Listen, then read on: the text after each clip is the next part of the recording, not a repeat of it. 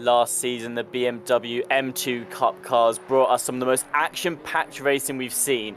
Now we're back with both the BMW cars and the GT4s on track at the same time.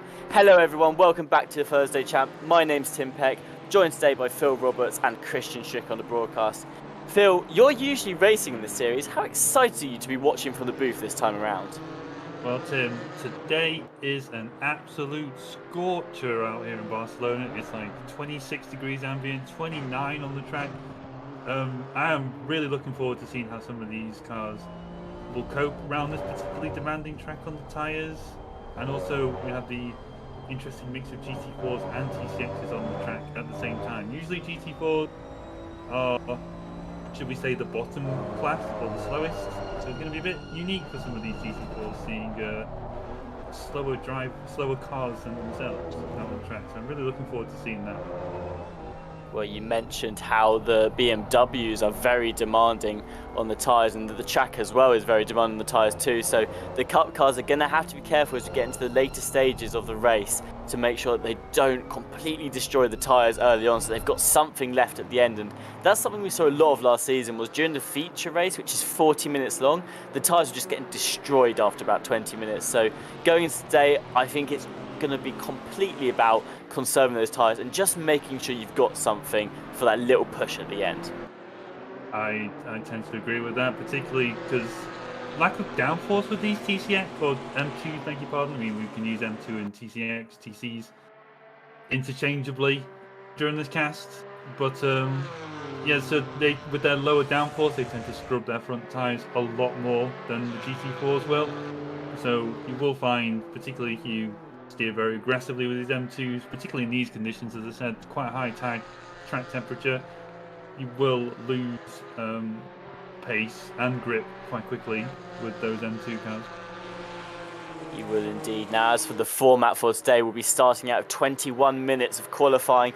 That'll be split into two 10-minute qualifying sessions for each car. I believe the BMWs will go first, followed by the GT4s in the next 10 minutes. So we'll see how the qualifying turns out. Then we'll have race one, which is 20 minutes long. It's a sprint race, followed by a 40-minute feature race afterwards. The qualifying order will determine the starting order for both races, so you need to make sure that your qualifying is good if you want the best advantage going into turn one both times around. Well, we're going to see how this all turns out. We've talked already about how the tyres are going to play a factor, but the other thing that's going to play a factor is the fact that these BMW cars are so much slower than the GT4s that I reckon in the feature race at least, the GT4s are going to be catching up. And like you said, Phil, they're not used to being the fastest car on the track, so these drivers, they're going to have to deal with some traffic along the way. Yeah, indeed, traffic management is particularly, like, you mostly see it in endurance racing, but certainly for, as you pointed out, 40 minutes is plenty time to catch up for a GT4 to catch up with one of these M4. I think it's a bit, the timing time is a bit, I'm not sure how to put this now, like deceptive at the minute, because I think some of the guys at the front GT4s are running quali laps, so I don't think we're going to see you know, some of these TCXs being 13 seconds off the pace. I think it's probably going to be a bit closer than that, probably closer to like 10 or 9 seconds a lap faster. So we will eventually see how these drivers cope with traffic management. And obviously you will lose time in traffic, but it's all about damage control, minimizing that time behind traffic rather than diving in, taking your time, and obviously looking out for each other as well as yourself. Well, we're about to find out what the pace is looking like as we're about to enter qualifying in a minute. And as you said, it's just about looking out for yourself, looking out for everyone else around you as well, and just damage control, really. We've talked about in previous seasons how if these M2 cars get damaged, they really struggle to pick up the pace. I mean, they struggle with pace anyway. The thing we always talk about is the momentum of these M2 cars, and the problem is if you lose momentum going around a corner, if you mess up, it's really demanding trying to accelerate that car back up to full speed. So I agree with you, Phil. I think the aim for today is just watch the tyres and watch the damage, try and stay out of as much trouble as possible and just keep the car in good condition for the whole race. You mentioned a bit about the cars being a bit slower. One thing I've noticed with these TCXs is you need to be like slow in, fast out. Like, I know that's a bit of a cliche in racing driver terms. Like you probably listened to that on the first time you learned how to do racing lines and racecraft and stuff like that. But it is certainly very true with these cars more than the GT4s because you just don't have that downforce as you do in the GT4 compared to the TCXs. So it's all about like making sure you have a nice early point on the gas, particularly for this last corner. We see Benjamin Harmon come through. You want to be nice and early on the throttle, get up to top speed as early as you can.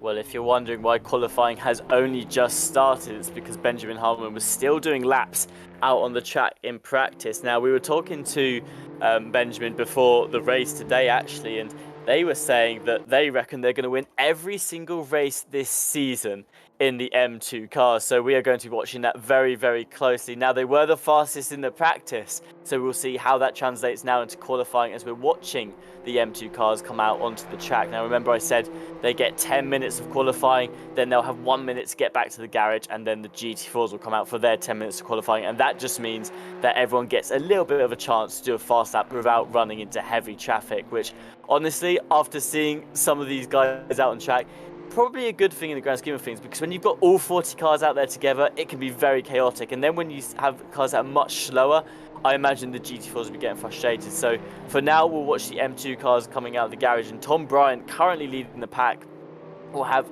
complete open air ahead of them, and will hope to keep that position as well, because if the person in front of you messes up, Phil, that could be your best lap gone in quali.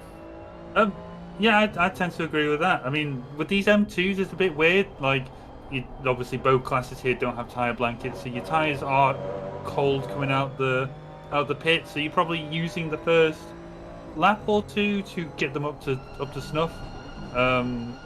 But with these TCXs, like we talk about with the tires, I mean, this is going to be a theme throughout this, certainly for this race anyway, because of how demanding Barcelona is on tires. But the TCXs tend to be a lot better with, like, certainly qualifying wise, you probably want to have like 3 laps, maybe 4 at a push on a set, and then you want to go onto a new set quite quickly because there's no benefit staying out because the fresh rubber is just so much more noticeable in these TC cars compared to the GT4s. That's interesting you say that. You're only getting about 3 good laps worth, but the other thing to consider is that you're probably only getting that in the 10 minutes of qualifying anyway. Like you said, it takes a couple of laps to even get those tyres warmed up, and realistically your first lap, like Tom Bryant's on now, this is not going to be your fastest because the tyres are just not up to heat yet. So really you've only got about 3-4 laps if you've got the timing right to get that perfect lap in, and I think that's something that a lot of these drivers are going to have to consider today, is that they need to get in that good lap quickly. I mean, we talk a lot about banker laps, making sure you've got one safe lap to just keep you up there. I don't think that's going to be enough, Phil. I think realistically you're going to have to push quite hard straight out of the garage to make sure that you've got a lap that's going to be good enough, because if you mess up one lap, which is very easy to do here at Barcelona, there's a lot of corners where you can invalidate it, you could throw away a potentially really good solid lap here. So what I want to see out of these drivers in the qualifying session is just being a little bit safer to make sure that they get that valid lap in that they can fall back on if need be. I would tend to err with caution with the push lap, to be honest, particularly in these cars, just because you do tend to skim some of the good rubber quite quickly if you push really hard straight away. But talk about track limits, Tom Bryant there coming through. I forgot what turn number that is now, but it's fairly infamous there. You want to be very careful how far onto the AstroTurf or green stuff. I don't know what it is. It's like an AstroTurf concrete sort of mix. But yeah, very, as you say, Tim, very easy to get track limits around Barcelona. And yeah, it's probably a good idea for the first run that you just have a nice banker in, and then obviously your second set, if you do go on a second set of tires, then you can push like with those tires quite aggressively. Yeah. And I think that's an invalid lap, I believe, for Tom Bryant there. So he'll have to go again, but at least his tires are up to snuff, Tim. Oh, we seem to be having mixed messages here, Tim, about what Tom Bryant set a invalid lap. Well, I will admit, Phil, he did look like he went ever so wide there on that final corner. He went right over the bump, so I thought that would have been invalidated, but it does appear that Tom Bryant has set a lap. Now it's going to be enough for 5th place, and they're actually going to pull over, so I'm wondering if they're going to put on a new set of tyres and try and go out again there. But currently Seabock is holding that provisional pole. They've done a 2-minute lap, which is quite slow, honestly, but that's what we're looking at for these BMW cars right now. Ripper's Austin behind there, about a 10th off, and Waldecker as well, 2 tenths off the pace. Heilmann reckons they're going to win every single race this season. They're currently down in 4th, so they're going to want to pick up the pace just that little bit if they want to live out to their claims here. But as for lap times, I think we're going to see basically they might knock a second or 2 off this, but realistically it's going to be around that 1:58 to 2 minute mark for these cars. So we'll see how they manage to progress through these things. And as you were saying, on the outlap, you want to be careful. Now, there's so many corners where you can invalidate your time on this track here. Turn 3 is one of them. It's just one of those corners where you've got to judge it, see how early you can put your foot on the throttle to gain as much pace and momentum as possible. But if you go too early, you're going to go wide, and you need to make sure you make up for that. And again, this corner that they're coming through here, you said already that they've got to keep on the green stuff, and they've got to keep it on the track as well, because it's very easy to run a little bit too wide there. And I know this corner as well, if you take it too tightly, you can invalidate your lap. So we're watching Harley Chamberlain currently. They're trying to navigate their way around the track. Behind them is another car. I'm not sure who that is. I believe that's Ardito. But Ardito is currently trying to find their way through. They're on an amazing lap right now, and they're going to hope to find their way through Chamberlain. Although it looks like they might have to drop off here because Chamberlain is just really powering it through the final corners. I believe they are a second up. They're 7 tenths up apparently on their lap. So Chamberlain here is going to cross the line. Let's see if they can hold it together. This will be enough to put them on provisional pole if they keep all of the time that they were up going through the final corners here. And that is enough for Harley Chamberlain to put them on pole. It's a 2-minute time on the clock there as well. It's just a bit of a tenth faster than Box. So Chamberlain currently will be your pole driver for now. And Phil, we were talking about it on Saturday when we did the qualifying here for the World Tour, is that Barcelona, in terms of qualifying, you get to those last couple of corners and that's where it really matters, because it's so easy to either invalidate your lap or just lose all of your time completely on those final corners. So you need to make sure that in those corners 14 and 15, that's where you've got to nail it and keep all that time. Presumably you mean for the chicane. I mean, I'm not really up on my numbers, but yeah, like the chicane, yeah, I tend to agree. Not so much that, well, certainly with the track limit point as well, but obviously you have those rather aggressive curving around the apexes for that turn, and it's all about just getting that line right through there. You want to try and take a really tight line through the first bit, the left-hander, so then your car's on the left-hand side, you can open up the right-hand turn, the exit out of the chicane, and get a really nice exit through to the final corner. But yeah, you mentioned about pace. I'm not really sure we're going to see 158s from these cars. I mean, I don't want to put any money on it, but I was just having a look at the TCX cars through practice. Fastest time was set by Benjamin Heilmann, who did a 1:59.975. Bock and Chamberlain are about a tenth faster, maybe a bit faster for Harley Chamberlain, but about a tenth or two faster than the practice laps. I'm going to assume that they did quali laps during that time. Obviously, some drivers tend, myself included, tend not to do quali practice, because if you're not good at quali, then you just might as well practice on what your strengths are, the race itself, and just qualify where you can. But as we see Tom Bryant here around the end of the lap, he's 6 tenths up at the minute, which will put him nearly be on the first 2 rows of the grid or of his class at the minute. He just takes a bit too much of that sausage curve coming into the chicane now. Oh, there we go. That's what I was talking about there, Tim. A bit too much curve, but he's still up on his time. He's lost a bit of time coming through, but it's a very neat and tidy exit there for the final corner. We'll see where Tom finishes. He goes position ahead of Verona. I think he shaved about a tenth or two off his time. But yeah, it demonstrates, Tim, perfectly what you were talking about before. Just how much time. I mean, we're talking about Bryant being 6 tenths up, and just through the chicane alone, lost a fair bit of time there, just through a, for want of a better word, different line.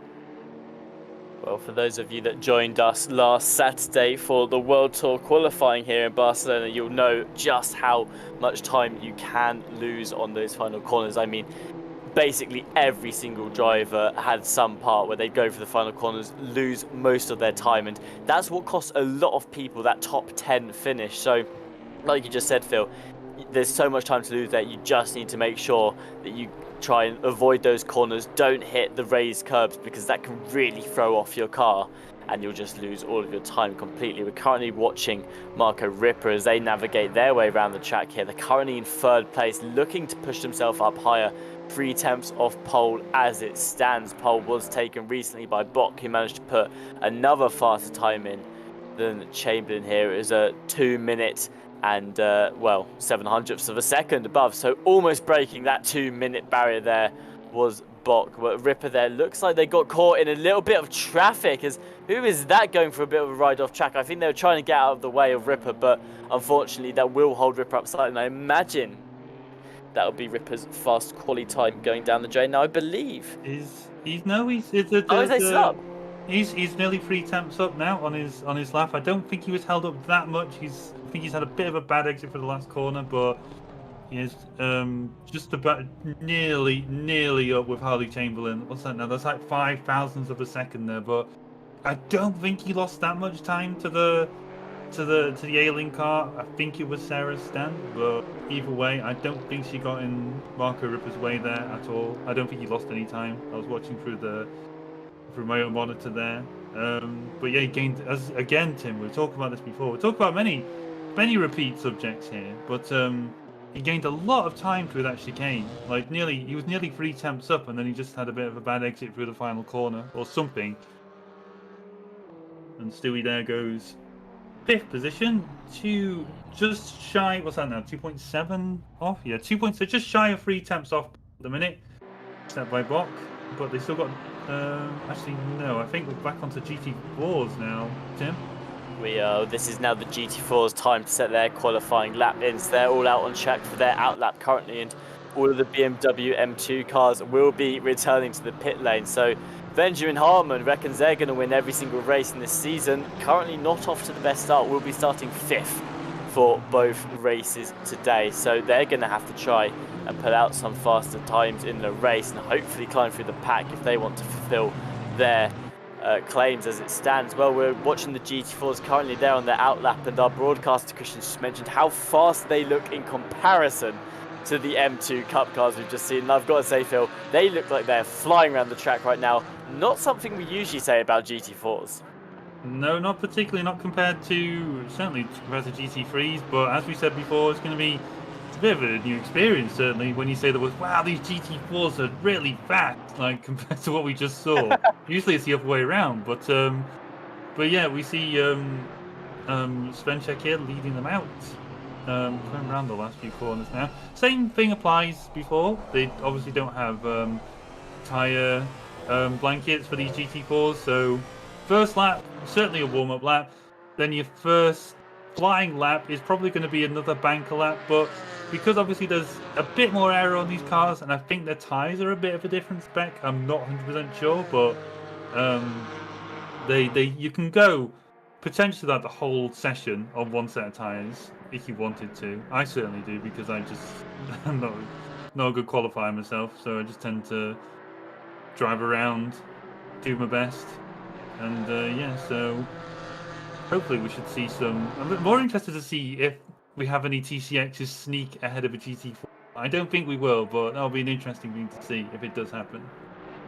That certainly will be interesting to see, and I mean, it happened in the practice, but like you said, some people in practice like to practice their quali, some people like to practice their race pace, so really hard to judge the actual pace of the cars in practice alone. But we're currently watching Svenček as they're out on their flying lap at the moment. Well, like you said, probably won't be their fastest for their first lap after an outlap, but we'll see what they do so far. Of course, those of you that have watched the GT4s in the past know that Svenček and Verstappen tend to be some of the front runners in the GT4 class, so we expect to see some very fast laps out of those two here. Some other people are, of course, returning. Stevenson, well known for their GT4s, and Mulholland as well, often joins us for the GT4 Championship. So we have some returning faces in this class, and we will see how they all fare now as Svenchik comes into that final sector here. Is going to do what we talked about really, which is try and avoid the curbs. Make sure you don't take too much of them because they are raised as they come into the final few corners, and they will make you lose a lot of time here. So luckily they have stayed off the curb for this corner. Coming into the final wide, say 2 for the chicane here. They're going to keep off the curbs again. Now it's just a nice long run out for the final corner onto the straight end.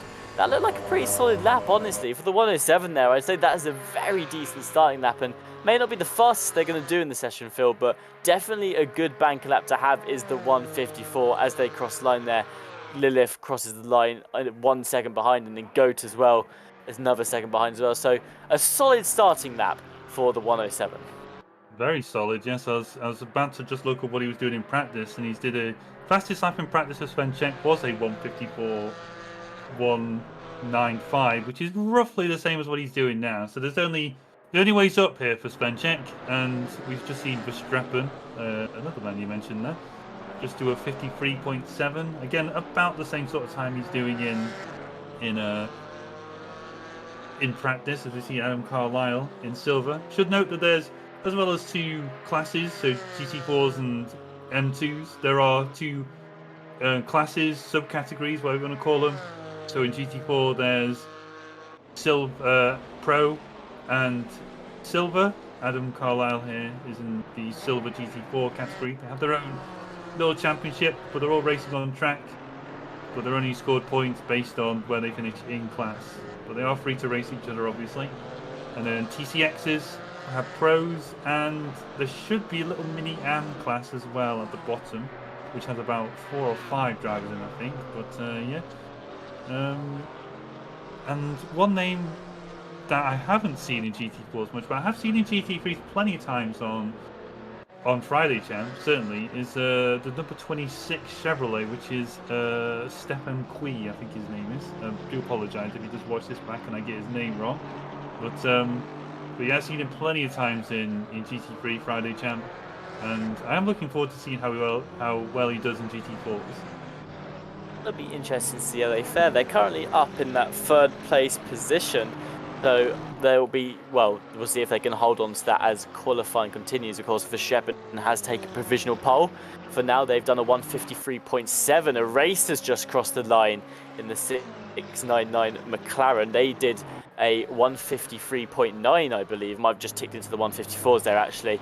But a race that currently started themselves into 2nd place, and it looks like Verstappen is going to be the man to beat again. Of course, Verstappen, well known for joining the GT4 Championships and setting some very, very fast lap times in the GT4 car. I believe usually they pick a different car every season. This season, they've decided to go with the Aston Martin. Well, you were mentioning Stefan Kui in the 26th field. They've just set a time good enough for 2nd place here in the qualifying. So like you said, one to watch out for in the GT3s. It looks like they're going to be one to watch out for in the GT4s as well as they go into the 2nd place slots. That will put them in 2nd for both the races. It's worth remembering here that both the sprint race and the feature race, your position in quali determines your position at the start of both of those. So definitely want to get a good result in quali, because that is where you'll be starting for both races. Very good point. You want to try and obviously doubles the importance of qualifying for these sort of championships with multiple races. Obviously no reverse grids in ACC, or at least not without a lot of fiddling about. We talked about before about the importance of track limits, and Svenchik there demonstrating it in a textbook fashion. Went a bit wide at that fast right-hander. I think it's when you have both your tyres past the curb and onto the green stuff that you get an automatic invalid lap. But I think he's backed off a bit. It was about 8 temps down when he started. You should have enough time to do, what, we've got 2 minutes left. You should have enough time to do fuel allowing this lap and the next one. Yeah. As I've just had a white flag, but I think on my screen, but I think that's Verstappen just coming through the long right-handers. Svenchik's coming through as we move to Tom Watts in his Alpine. 942 here, just coming for the last few corners. I'm not sure if Tom Watts is up on his time. I'm going to assume haven't had anything in my ear yet, but he was about a tenth up on his time. He has a nice exit through the last turn here, and brings himself up to 8th place ahead of Hajek and just behind Goat. So he just separated out the front row of Silver and GT4 there, but yeah, very good showing from Tom Watts.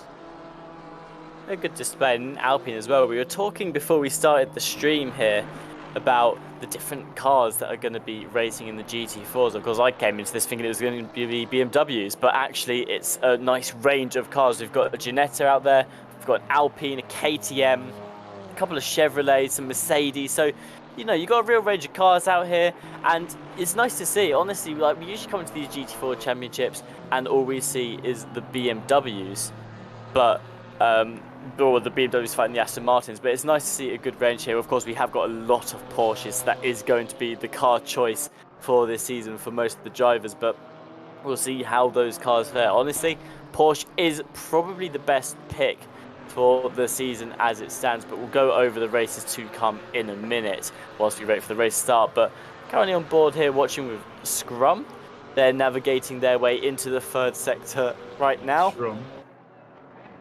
Shrum. It is Shrum, you're right. It's Shrum, it's not Scrum. They're currently going through the third sector right now. As we've said, this is the sector where you can lose the most time on your lap, but they are going to be looking to try and improve on their time right now. Apparently they're 5 tenths up coming into the final set of corners. They're going to hope to stay off the curbs here whilst keeping a good tight racing line that will allow them to keep their time. And honestly, that, Phil Roberts, like a very good final set of corners here. Coming round with a nice sweeping one, and they're onto the final straight. And well, this is where the BMW excels in the speed, and it's going to be enough for getting them up into 12th place. I believe that's a 5/10 improvement on their time. About 5 or 6 tenths, something like that. But yeah, you mentioned about variety of cars, and I was a bit surprised to see a Ginetta out here. Looking at the championship we're going to have, I think we're at Paul Ricard next weekend, and this is going to be. I'd humbly request Christian Stricker, our broadcaster, do not be on board with Will Stevenson for any part of the straights next week in the Ginetta, because we're going to need some earplugs for that, I think. But yeah, he's about 7 tenths up at the minute, Will Stevenson, on his time. So he may just drag this Ginetta up, and he's very close to the gravel there. Just about, so keeps it valid. Coming through the final chicane now. You want to be hard over to the left if you can. Very neat and tidy line. Just over the sausage curb, but that's just to help you keep it straight. Coming for the final corner. Nice and smooth. He's still 7 tenths up. This should be enough to bring him onto the first row of the grid. And what an impressive lap that is from Will Stevenson. 2 tenths off Verstappen, but in a Ginetta, that's very impressive. So that is qualifying coming to an end now. The final cars are just going to be crossing the line. We'll see if they can improve. Here's Verstraeten in the number 67 Porsche. Are they going to improve on their lap time and put them a bit higher onto the grid? We'll see as they cross the line here, and it will be enough to bunny hop Borodai into 6th place there. So these are going to be your results of qualifying as it stands. Verstappen will lead the GT4s. Stevenson behind will be second, and Kui will round out the top 3 for the GT4 as well, going down into the BMW M2s. I'll have to tell you in a minute because we have just cut to the holding screen. But Phil, as for a first qualifying between the GT4s and the BMW as well, it turns out pretty much how we expected to. Of course, all of the GT4s finished ahead of the BMWs. None of those GT4s are going to be stuck behind going into the first 3 corners, so that'll be a refresher for those cars in the GT4s as it stands. Well, here is the standings going into the first race. You've got Verstappen, Stevenson, Kui, Eraser, Svenschik, Verstraeten, Borodai, Goat, Watts and Hajek. They will be your top 10 in the GT4 cars. And what a mix it is. I mean, we've already talked about the mixed cars in general, and on the top 3 alone, you've got an Aston Martin, a Ginetta and a Chevrolet, followed by a McLaren and a Porsche. So a mix in the top 5 there, and that is what we like to see. The session will be starting in 2 minutes 30 seconds. But before it does, Phil, what I want to talk about is the lineup of races for the season. I mean, round 1 here is at Barcelona. Round 2 will be going off to France. Paul Ricard will be the next circuit. Round 3 will be going to Italy for Monza. Round 4 is, of course, Silverstone. And round 5 is Nürburgring. And I've got to say, Phil, when I was looking at those tracks that were going to be lining up the calendar, I think they are the most standard tracks you can possibly get. When I think ACC, I think of those 5 tracks.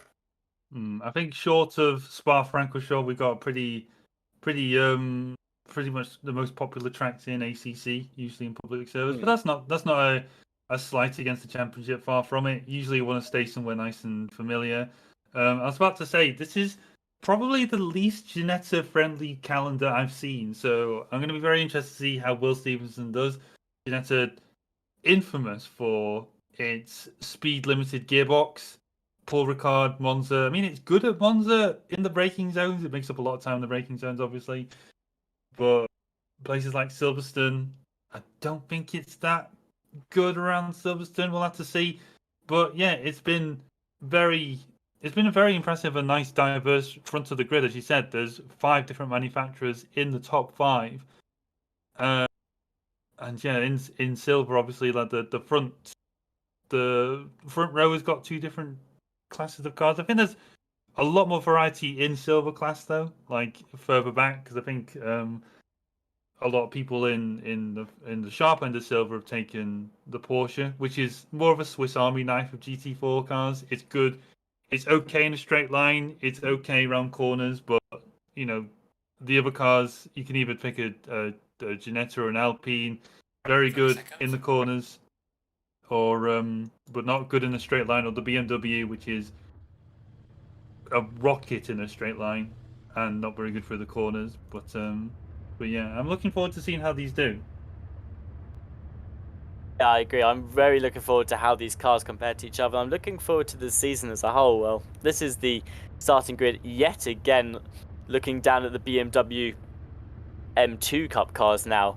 Bock will be leading on pole, Chamberlain will be in second place, and Ripper will be rounding out the top 3 for the BMW Cup cars. Well, we're going to do a nice little look at all the cars, as Christian likes to do. We'll show you all of the liveries for this season, how people have decided to design them. Well, you probably saw Jan Yo. Actually, Jan Yo's not on the starting grid anymore. I believe they were originally in 3rd place, but have disappeared. Oh no, Jan Yo is there they are.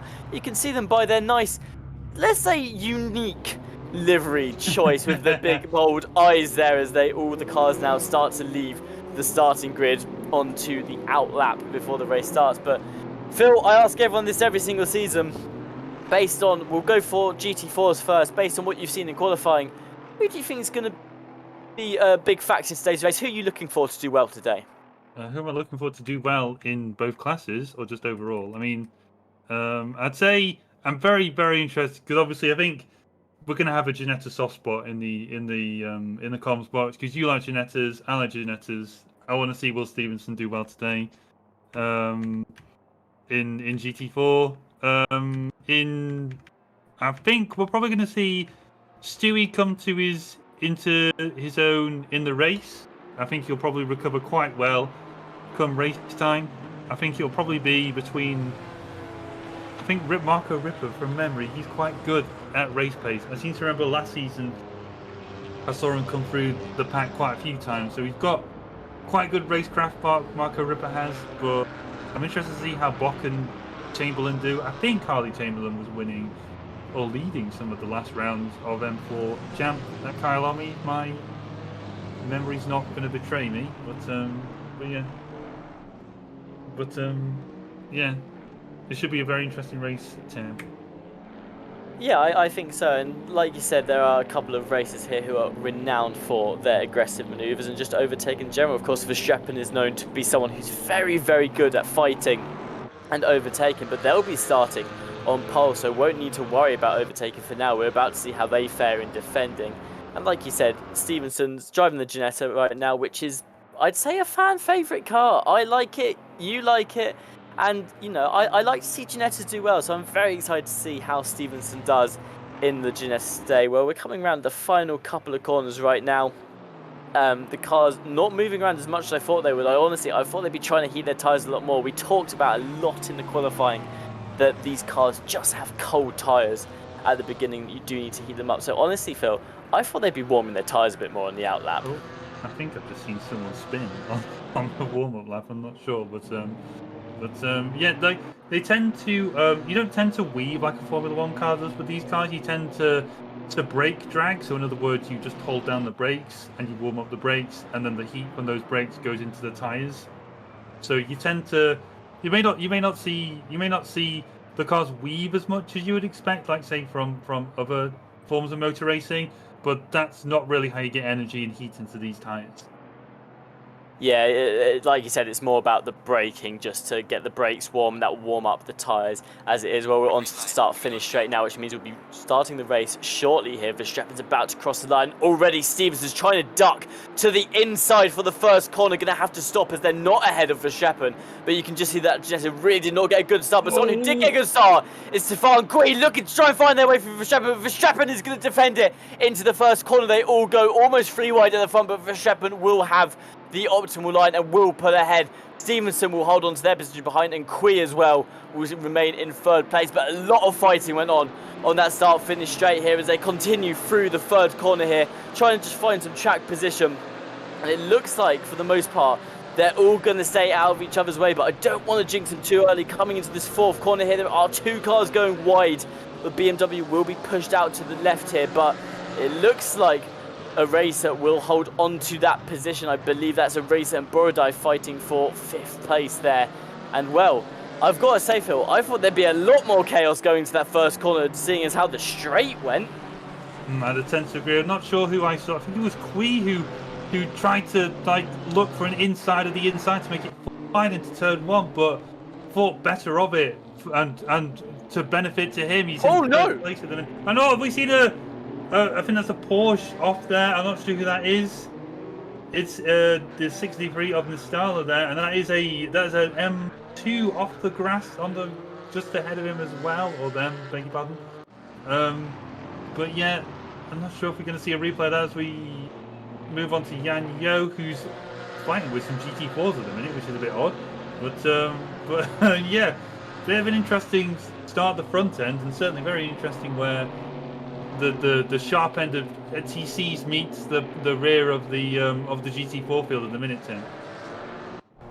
Well, I gotta say, I basically just jinxed on the spot. I said there wasn't enough chaos, and then all of the chaos ensued. I'm not sure who was facing the wrong way. I think you said the number 63 car was facing the wrong way there, but they did hold up some of the GT4s and some of the M2s as well. So that's why you see a lot of these M2 cars currently fighting with the GT4s. It will not take the GT4s long to clear them. Well, here comes Schrum as they look for a move going into the first corner. Not going to be able to do it. They're a bit too far back from Brewer for now, but coming through the third corner, I mean, this corner I'd say is one of the most technical on the circuit, so you've got to know when to get your accelerator down as soon as possible and avoid running out wide, as Schrum has just done here. I think the 93 may have been pushing track limits slightly there as they accelerated a little bit too early, throwing the car out wide. And I'm going to be honest, all that's going to do is not help them in the case that it's just going to put them further behind Brewer and doesn't put them in a great position to attack into turn 4. But what I think here in this track is that turn 3, that's the corner where you've got to be the most technical, because it's all about when you get the foot down that accelerator. Yeah, you hit the nail on the spot there, I think, Tim.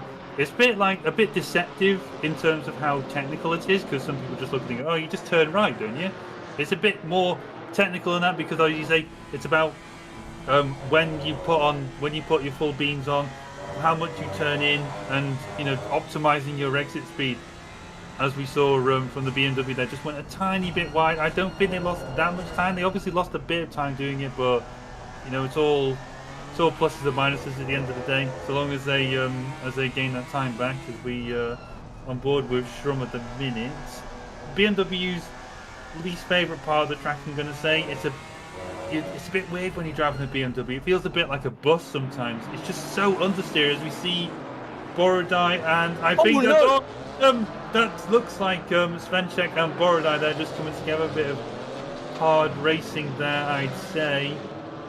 As Borodai there recovers quite neatly actually, and is back up to speed. As I think there's Goat there, and that is Darren Mulholland's KTM just behind him. And so remember, these two aren't racing each other. They're in different classes. Borodai in Pro, Goat in Silver, so their points are a bit different. But they are free to race each other on the track. Goat doesn't need to to let Borodai through, and in theory you can use Borodai as like a shield between Goat and Mulholland, obviously. But yeah, some very interesting racing going on at the minute. Yeah, well, that's what we usually talk about in these championships, where you've got the mixed splits fighting each other. There's the fact that if you, like in the situation here, Goat's got Borodai behind it. Oh, it looks like Olin there was off the track in the Chevrolet. Will rejoin the track now, but I believe they look like they've connected with the wall. So we're going to have a race replay, see what happened here. Just not really... Oh no! So what happened was they missed the corner for turn 1, was trying to rejoin for turn 3 and got hit by Victor Vonja into the wall there. That's not going to be the ideal situation for either of those drivers, and the Chevrolet will picked up damage. At first I thought the Chevrolet was just trying to rejoin the track, but it looks like Vonja smacked right into them and they both caught the wall together. So both cars, they're going to have damage and will find themselves behind most of the M2s. And now it's just a case of how many positions can you gain back. I mean, I expect by the end of the race they'll clear the M2s, but that's probably about it, because it's not going to be a quick race. Basically, what's happening now, Phil, is they're stuck behind a lot of much slower cars, and sure, the M2s will probably help and try and get out of the way where they can, but it's not going to be easy climbing through that many cars in this pace of time. No, I don't think so. I mean, you turn the corner and you just see a sea of TC cars, and your heart sinks. You're trying to get back into this race, and you're just like, oh, I gotta get, and you gotta try and fight that urge. Like, you're stuck behind these cars. You don't want to send it on anybody, because as we talked about the start of the cast, you just lose so much time trying to send it on some of these cars. You just want to take some time, and as we see on the back of Jamie Hunt here, I think that's Tom Bryant in the 42 in Pro TC class, and he's got a Chevrolet just behind him here. He just moves out, so we're going to see the straight line speed advantage maybe of these, and I don't really know what's happening here, but yeah, we're just sticking to a lane, and we see Borodai's off on Tim's technical turn again. Oh, he's got tapped by, I think that's Azure Goat there. And yeah, well, full credit to Borodai though. Reverses off the track, make sure it's nice and safe for him to rejoin. And that's one thing we always stress at RCI is like, you get into an accident, doesn't matter if it's your fault or not. If you have to go off the track, you must rejoin in a safe manner, because you don't want to ruin anybody else's race through something which can be avoided. So full credit to Borodai there. Comes back onto the track nice and safe. It's a good thing. Borodai came off the track, made sure everyone else could come through, like you said, and that's all we really ask here, is that you just try and keep out of everyone else's way if you do have an accident. Well, we're currently watching Schrum here in the 93 BMW. They're trying to chase down Brewer still for the 8th position as it stands. Well, the 224 Porsche is having to defend quite harshly here, because that's all you can do. As they come out onto the straight, what they need to make sure is that the Porsche has a significant gap to that BMW, because the BMW will just close that as they go along the straight here. And well, like you said earlier, Phil, that is the hardest sector for the BMW, the final sector, because they've got to navigate those corners. They're very tight corners, and in a car that struggles a little bit with turning compared to how it goes on the straight, the BMW needs to basically make sure that as they come out into that final corner, they haven't lost too much time to the car ahead. Well, now we're watching Verona in the M2 Cup car. They're putting pressure on Jan Yo, and I noticed in chat earlier that ACC manager said the BMW with the eyes and put a laughing face. Well, that BMW is Jan Yo. That's the BMW with the eyes. They come in every single season with the eyes on, and as you can see, it works wonders when intimidating the cars ahead. Well, they're going to hope to close the gap to Harman here. Just going to remind everyone that Benjamin Harman, they said they were going to win every single race this season. I can't help but notice, Phil, they're currently in 3rd. That's not first place, and they're not overly close to first either. Well, it is on the podium, so he's only got 2 spots to catch up with Bock and Chamberlain. In fact, he's right up on the rear bumper of Bock at the minute, is Harman. As we watch these 3 here, this is Brewer, Radu, and Mulholland. Oh, actually, no, where's Mulholland now? Oh, it's Schrum at the. Oh, that's Schrum. Sorry, I beg your pardon. So it's Hajic, Schrum, and Brewer, I think we're watching at the minute. I hope. Yep. Unless I got it wrong again, but yeah. So I think I'm not sure what's happened to Hajic, because Hajic was just ahead of Svenchek actually. But yeah, we're looking at at least the top three are on board with Radu at the minute. So yeah, this is third place in silver just in front of him, Shrum. And then second place silver, Brewer in the 224 Porsche just ahead of them. So very tight battle for the top three in silver at the minute, Tim. Yeah, it's a nice battle for the top three here. Radu is trying to put their way up onto the podium. It looks like they had a great exit here coming out the final corner where it's going to be Chevrolet versus BMW. And as you can see, the BMW just has that much more speed in the straight as they're already putting a gap, where they're also getting a good old bit of slipstream from Brewer ahead. And it looks like Shum here is going to try and make a move around the outside of the first corner, but Radu getting ever so close to the rear of the BMW. They're just going to be able to avoid it, but it looks like Shum. Inside. They do have the inside. Shrum there was a lot earlier on the brakes. It means they've opened the door for Radu to come down the inside here. Radu's going to push Shrum as far out the outside as possible, and Radu in the Chevrolet is going to put themselves in that final podium position. Yeah, very, very nice opportunistic move from Radu there on Shrum. Shrum thinking a bit too short term about trying to overtake Brewer. Quite thinking about his exit through turn 2. Went a bit too wide into turn 3, and Radu just saw his chance. Had a nice overlap, had the corner. It was a textbook move there from Radu, and now he gets on to taking Brewer, who's just gone a bit wide here. I think we're just coming into turn 9 now. Brewer's having to go defensive. Takes back the racing line, and Radu's, I think he's lost a little bit of time there to him, but he's still right there. He's still got Shrum just behind him, Tim Peck.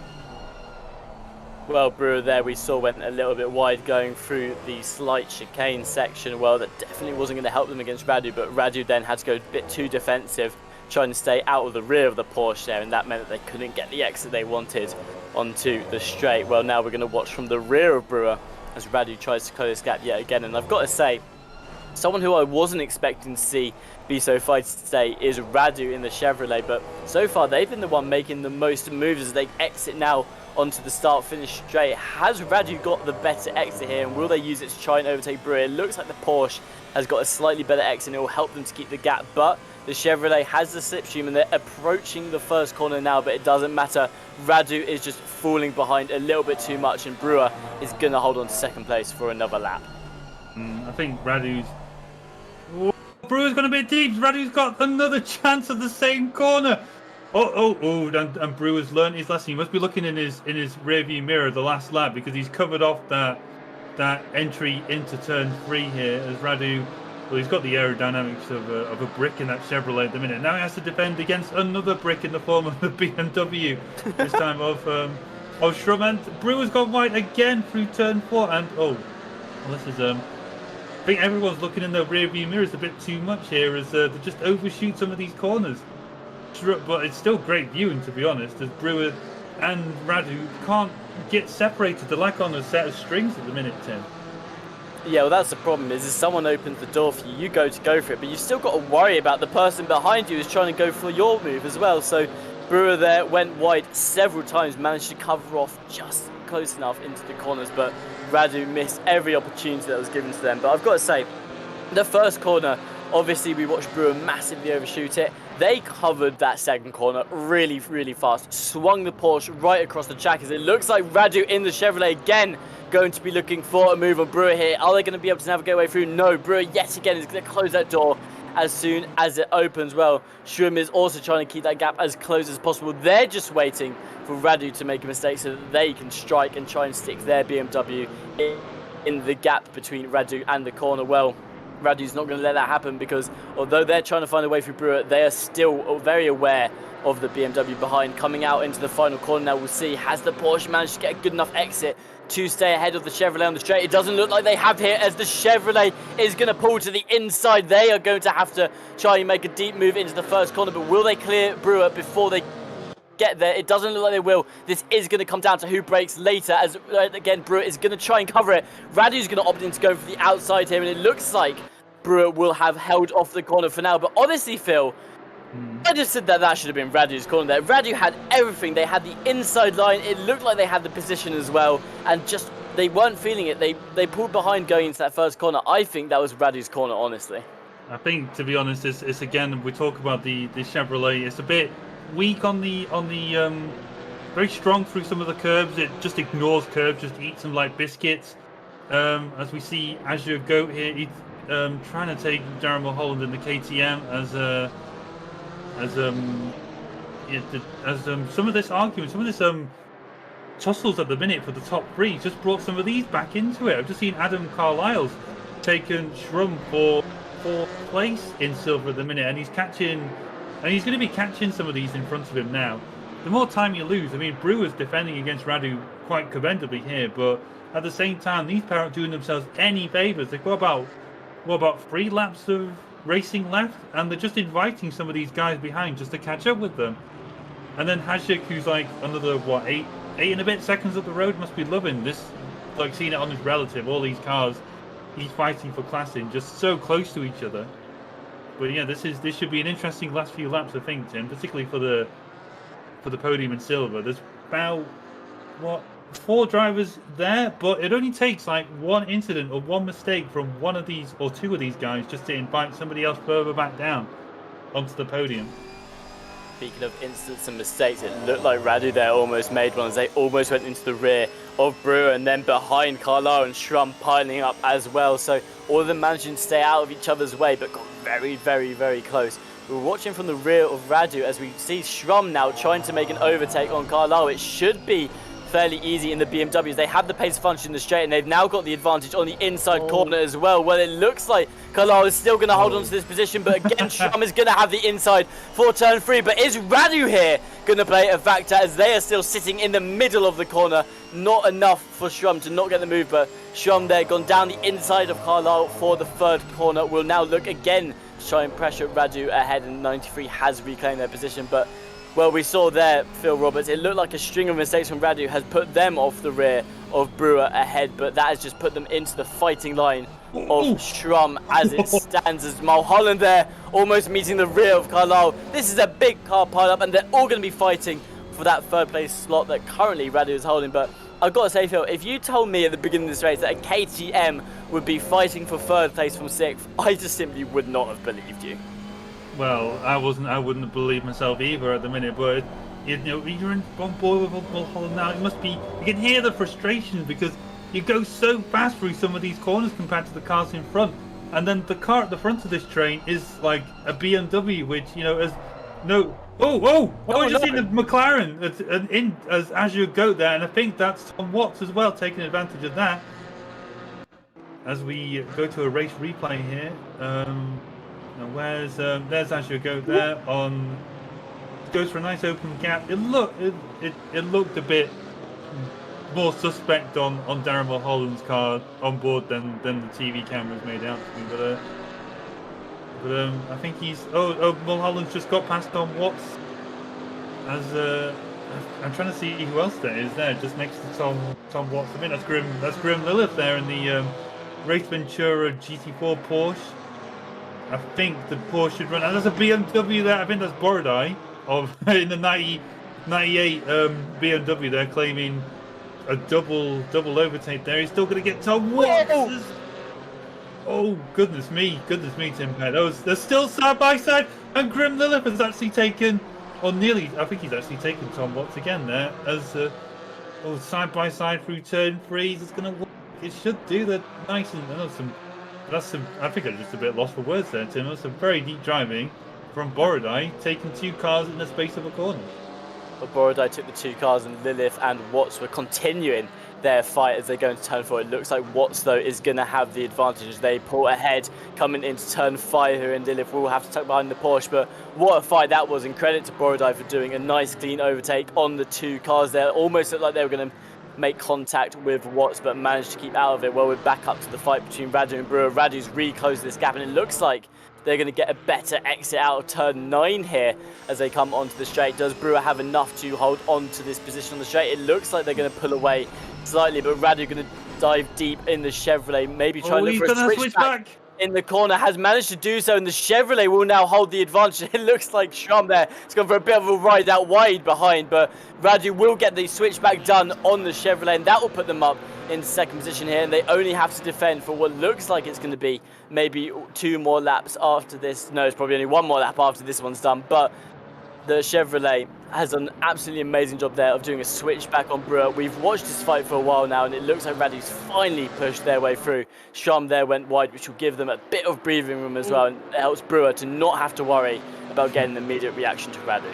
That was. We're seeing 2 textbook passes from Radu this race. A nice opportunism, and that on the hairpin was a textbook switchback there on Brewer. Brewer going a bit defensive, maybe a bit too early there. Just showed his hand a bit early to Radu there. Went a bit deep into the corner. He's going to be defending a position on the inside. He want to try and break nice and early. It sounds a bit dirty. We're going to park your car on the apex to try and defend against that switchback. Went a bit too deep, and Radu just saw his chance. A very nice clean overtake. As we move to Azure to his, what's this now, 5th, 4th in class? Maybe 6th, actually. I can't count. But yeah, here's as we move to Will Stevenson and Christopher Streppen here. Now these two have not been. Oh, he's going for a send. I think that's Will Stevenson's only chance there. I think Tim Peck for a race, but these two have been absolutely inseparable this whole race. I think Will Stevenson hasn't been any more than, say, a second behind Verstappen.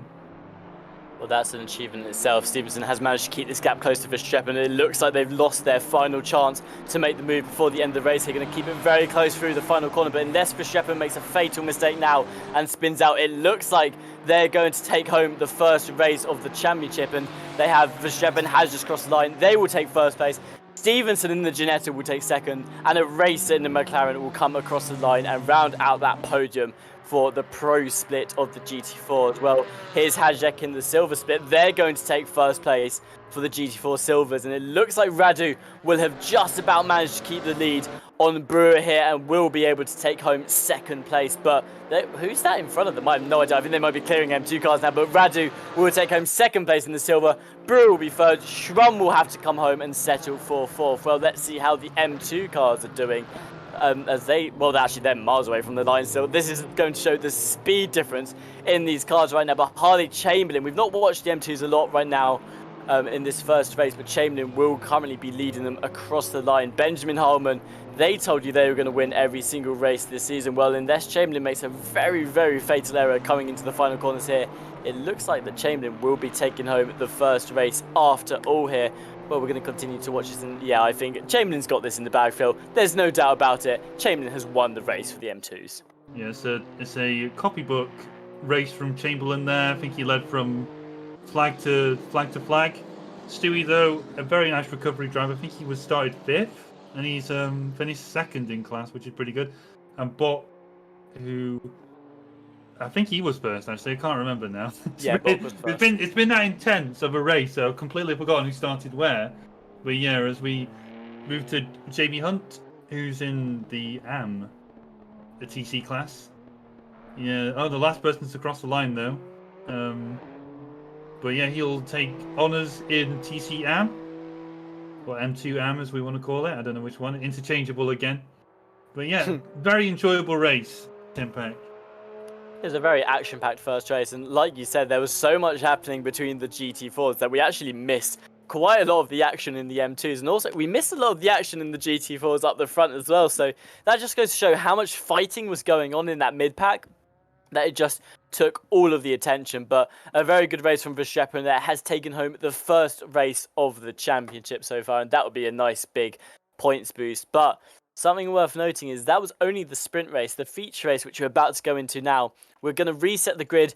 Everyone's going to go back to their qualifying positions, and then they're going to race for 40 minutes for double the points of the first race. This is the race that matters the most in this championship, and we're about to enter it shortly. And yeah, going back to the race that we've just seen, Phil, I've got to say, we've seen some good overtakes, and we've just seen some good, pure racing from everyone so far. And I would say for Verstappen, fairly textbook race, had to do a bit of defending, but other than that, that was just their race done. And we saw at the end that just because Verstappen was ahead, it didn't stop Stevenson from closing that gap. So going into race 2 here, I think we'll probably see a bit more fighting out of the two of them, and something that will come into play that we've not had to talk about in this first race, but we'll definitely be talking about in race 2, is the tyres and how they will start to wear off and impact that order.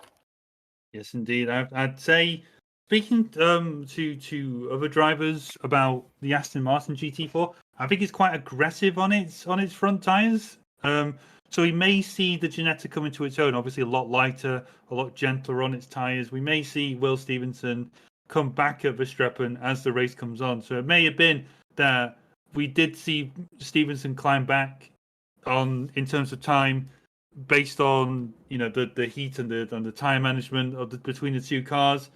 So it may be an interesting 40 minutes now for some of these drivers.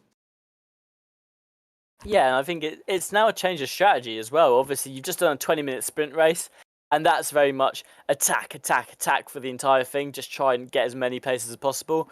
But like we've said, going into the second race, it's about the tyres. How long can you hold on to them for? And that's going to impact this race massively, and it will change the strategy a bit as well. Of course, those that were a bit more aggressive in race 1 can't be as aggressive in race 2 because you've got to hold on to those tyres for as long as possible. And I think that will really see a different side of the racing. Of course, in race 1 there was an accident early on.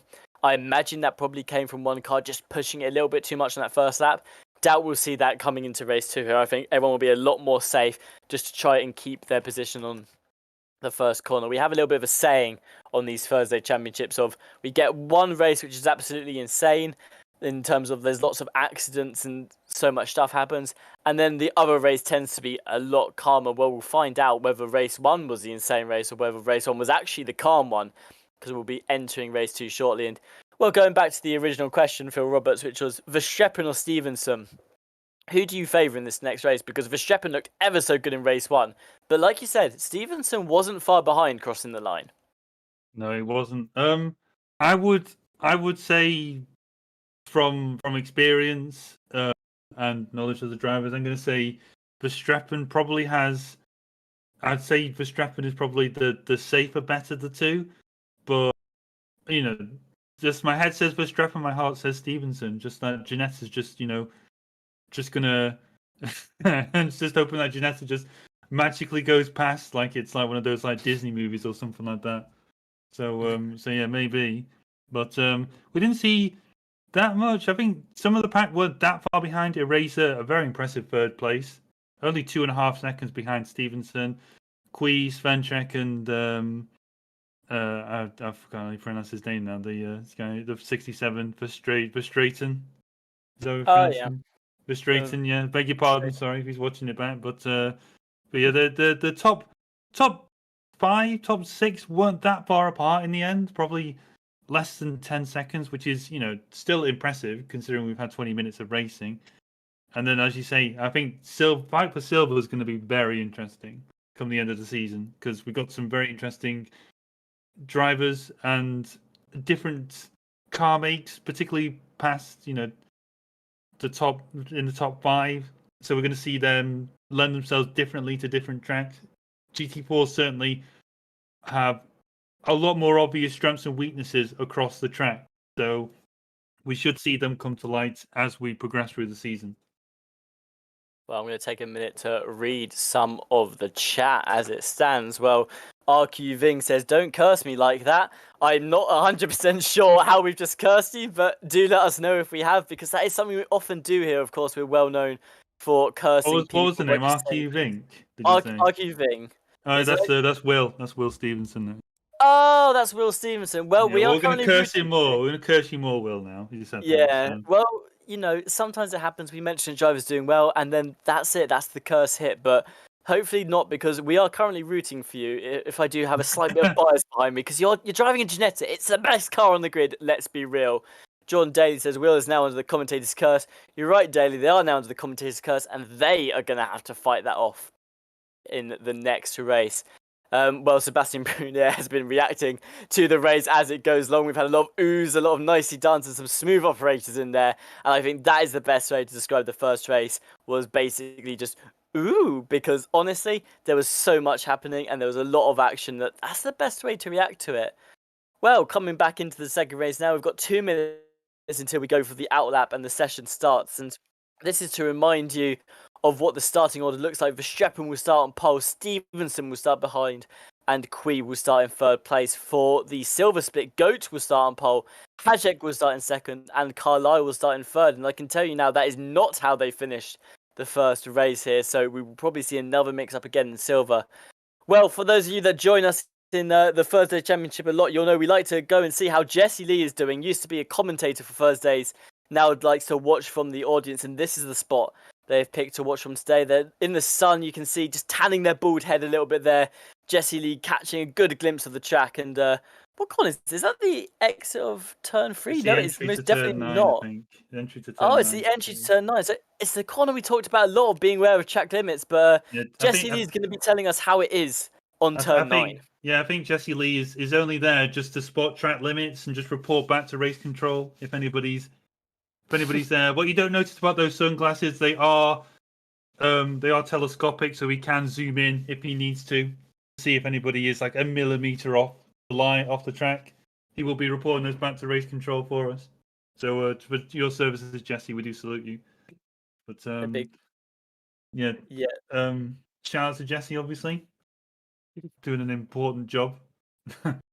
But yeah, it's been. Hopefully, we should see an interesting race now as we come down to 30 seconds. It's only still a straight sprint. We may call it a feature race, but it's not a pit stop or anything like that. It's just a straight sprint for 40 minutes. And as Tim says, it may be double the time, but 40 minutes is a long time for these tyres, particularly in this sort of weather. 25 Celsius ambient, 26 on the track, so it's gone down a little bit, but not significant enough. Yeah, I'd say it's fairly hot on track at the moment. It's not as hot as Barcelona can be, but it's definitely hot enough for the tyres to start getting stressed. And you mentioned it right at the beginning of the race, Phil, is that this track really does test the tyres. It really does put a lot of pressure on them, and it starts to burn through them very quickly. So I think that's going to be the biggest factor in race 2. I've said it so much, and I'm going to keep repeating it for the next 40 minutes, really, is that these tyres, they need to be looked after, and that is going to be especially the case for the BMW M2 Cup cars here, because we saw it last championship. You get 30 minutes into the race and the tyres just go, and once you lose the tyres, you really are struggling to keep grip. And well, we saw at the end of race 1, GT4s were already starting to lap the M2 cars. Well, that's definitely going to happen in race 2, and if you're a GT4 at the front, Verstappen, Stevenson, Kui, Racer, you've got to be worrying about how quickly you clear this traffic, and without problems as well, because if the traffic ahead of you is struggling with the tyres, then you've got to find a way through them without making contact. And whilst obviously the traffic's going to get out of the way, but at the same time, you've still got to avoid them, and that can be tough. We saw in race 1 there are a couple of incidents between the classes, and that's something you really want to look out for and not to do, because they do cost more points if you have an incident between classes. And I think realistically, like we've said a lot now, going to the second race is about two things: about the tyres, and it's about keeping out of as much trouble as you can, especially when trying to clear traffic. Yeah, a little caveat onto that though, we do, RCI have a double license point, which is our penalty point system, but obviously if you do have an incident with somebody in a different class to you, it is double points, but it only applies if you're lapping the traffic. If you're fighting for position with the traffic, then it's still worth the same amount of points, or at least that was my understanding of the rules. I shouldn't be saying this as a head steward, but that's my understanding of the rules about 2 months ago. Tom Bryant may have changed his mind on that one though, I don't know. Tom is usually infamous for changing his mind a lot, but speaking of double, here is Tom now, coming through turn 7 and 8. Another mischievous corner for track limits sometimes, but one thing to note, Timpek, we talk about looking after tyres, and an interesting one that seems to get overlooked sometimes is the formation lap and looking after tyres that way. Well, certainly you need to be looking after your tyres through here, because obviously just a bit too aggressive on the throttle or a bit too aggressive on the brakes while you're warming them up can ruin your tyres, or just not looking after them on the formation lap. Not a lot of people take that into account, I don't think. But you see now they all start lining up 2 by 2, coming into the final chicane now. Tim, we're going to see 4 wide into the first corner again. I'm not sure. We'll see. Obviously, last time it was Kui that got the absolutely amazing start, was on the throttle super early and looked to go down the inside of Verstappen, but Verstappen did close that off last race. I'm wondering, like you said, if we're going to have that situation again here. Well, we've already said about the tyres, and I was talking to Jesse Lee actually before they went out into the crowd to watch from turn 9. I was talking to them and their feelings on the race. And they said, as long as you stay out of trouble for the first couple of laps, you need to be really careful in your first 3 laps, and then you'll have enough tyres to get to the end of the race. I think we're going full wide again. Oh, it looks like it is. Verstappen is still in the lead currently, but Kui, Eraser, and Stevenson behind are 3 wide. Stevenson makes a big lunge into turn 1, almost making contact with Verstappen. Lunging again through turn 2, will be ahead of Verstappen as they come into turn 3 here. And Verstappen is going to have to try and fight back. They're looking for the inside, but Stevenson is just not giving it to them. Coming out into turn 4, Stevenson in the Ginetta will be leading this race, and that is everyone going to count as a turn 2 overtake. My God, Phil, look at those drive-throughs. Yeah, indeed. I think we've seen about 2 drive-throughs, maybe 3, I'm not sure. But yeah, we've seen a little kid here, the little kid of the Ginetta, not getting bullied by some of these bigger cars. As we see Will Stevenson makes I think these two have hit each other about 5 times already. There's been small contacts, but nothing major at the minute. But it's been a lot more of a physical start from the top 5 than the last race, certainly. Is that Verstappen back through already? Yeah, Verstappen's got through. He got through turn 5, I think. On the outside, it's a very neat move, but yeah, I think Will's just gonna have to, I wouldn't say calm down, but he's just gonna have to take this as it comes now, as he's got Kui just behind him in that Chevrolet. Chevrolet is a bit faster than the Ginetta, well, anything's faster than the Ginetta really, but he's just gonna have to use the advantage through the corners here and just hope that Eraser gives Kui some hassle as he goes after Verstappen again.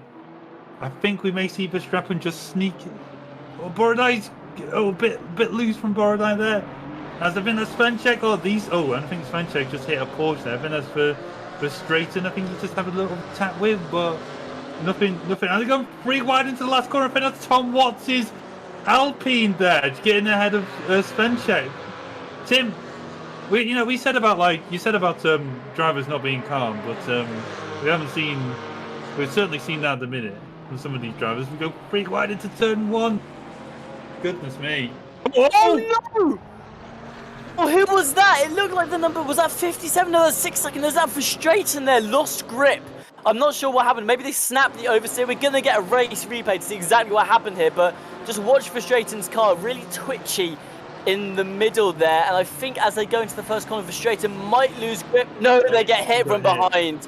Someone broke a little bit too late, and they got hit from behind. Verstappen will take out the car that was next to them, but that's a very unfortunate situation for all cars involved there. They are going to be able to recover, though, ahead of some of the M2s, which will be good for them. But, well, you remember last race that Schrum was fighting with Brewer. We're going to watch it again as Schrum is trying to navigate their way through the field. This is a lot of GT4s in very close proximity, so it's going to be a lot of very close racing. We know how brutal they can be. We're coming through turn 7 and 8 on the chicane. They're all going to manage to stay out of each other's way. Schrum here is going to look for a much better exit than Brewer as they come through turn 9. Jesse Lee will be watching for track limits. They all manage to stay within them.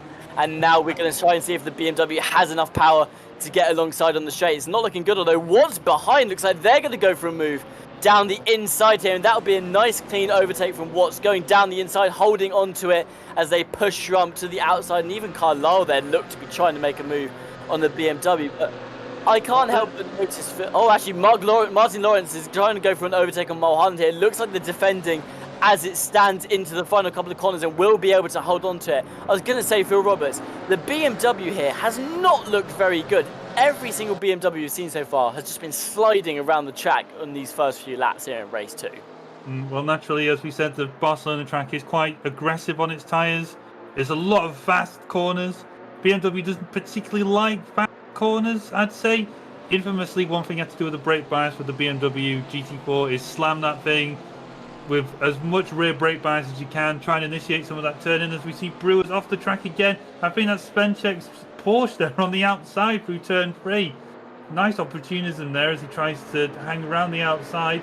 That's not for position there as he goes a bit off the track and shuffles his way back in front of, I think that's Grim Lilith there, I think, in P10. That's 4th place overall in his class. It's a good recovery from I think Grim was like certainly down in like P8 or P7 when he started in his class, so it's a good recovery. Good couple of laps there from Grim. As Tom Watts takes, I think that's Strum on the outside there. As we see, I think Svenchek's got past Brewer, so he's making his recovery as well. He's still going to get past Brewer, Radu, and Goat for the top three in silver, but he should make his way through that. I think there's a lot of polystyrene on the track at the minute, Tim. I'm not sure Jesse Lee's. And Tom Watts sending it on. That's a bit of grit. I don't think Grim was expecting that send. Won't be too happy with that, as he's got two BMWs behind him now, a Shrum and Martin Lawrence. Don't call me Mark Lawrence, former England player, obviously, but yeah, here's Martin Lawrence. Using Grim as a little bit of a follow me through. Just follows Grim through past Shrum there, nice and neat and tidy. But yeah, as you say, Tim, some of these BMWs just not enjoying this track. They get to this bit and they love it, just absolutely love it. Nice and long straight for them to stretch their legs, but they just really don't like some of these fast, medium speed corners. Yeah, it's definitely not the best track for the BMW because, like you said, there's medium speed corners and the BMW just can't handle it. They're really struggling with the grip. Well, we're watching Verstappen right now. They had a bit of a frustrating start to this race. Is trying to climb back through the positions, but is getting stuck currently behind the Chevrolet of Olin. They're looking for the inside now, and I think Olin's about to actually give it to them here. So Verstappen now goes down the inside, and yeah, Olin's just gone out wide to give them the position now. I'm wondering if that was tactical and they're going to try and follow through, but we'll find out shortly. Verstappen now will have to try and clear someone else. Well, here's Tom Bryan. We talked about them a couple of times today, and they're in the M2 car series, looking to try and overtake Ardito. I'm looking through the order. I believe Ripper is currently leading the M2s. Then Vondra is actually in the GT4, is stuck behind, but Verona's second, Chamberlain's third, Ardito fourth, and Tom Bright now fifth in their class, looking to try and find a way through Ardito. Currently not able to do so, but just keeping that gap as close as possible. And as we've talked about, Phil, already, these M2 cars, it's all about momentum. You've got to keep the momentum as high as possible, because once you lose it, you're not going to be accelerating back up to speed anytime soon. Their acceleration is so slow. Indeed, that's what we talk about, preserving some of your speed through some of these corners, like these BMWs. But as you say, and here's a race replay. I've been told this is Benjamin Heilman here. He's got there's the message from and yes, well, no. I was about to say, how's Tom Bryan ahead of Stewie, and there's your answer. As certainly got a bit of a suboptimal downforce setup on his bonnet there, Tim. Well, Benjamin Hartman said that they were going to win every single race this season. I keep reminding you for the pure reason that they've not won a single race yet, and it doesn't look like they're about to have too much luck in this race either. I'm wondering, Phil, if they might have cursed themselves by saying they're going to win every single race of this season. They might have cursed themselves into not winning one, but we'll find out as the race continues here. To be fair, we've still got 31 minutes left. Anything can happen in this 31 minutes. And one thing I can't help but notice is these GT still fighting as Schwenchen goes for a move down the inside of Goat here. It looks like they're going to have it together as well through turn 4. And I believe Schwenchen has got the move done here. But Goat is down the race. Yeah, they're down the inside, but not going to be able to be alongside as they come into turn 5 here. Someone who is getting ready to strike, though, is Radu behind.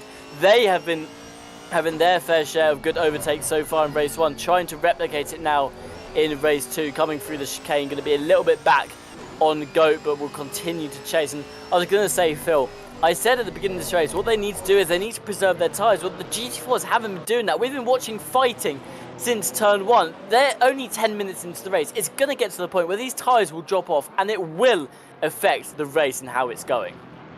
Indeed, as we see Martin Lawrence try around the outside of Brewer here. He's still got, I think he's got Tom Watts. Nice opportunism from Tom Watts to take that position back. He's given a nice bit of room to Lawrence there.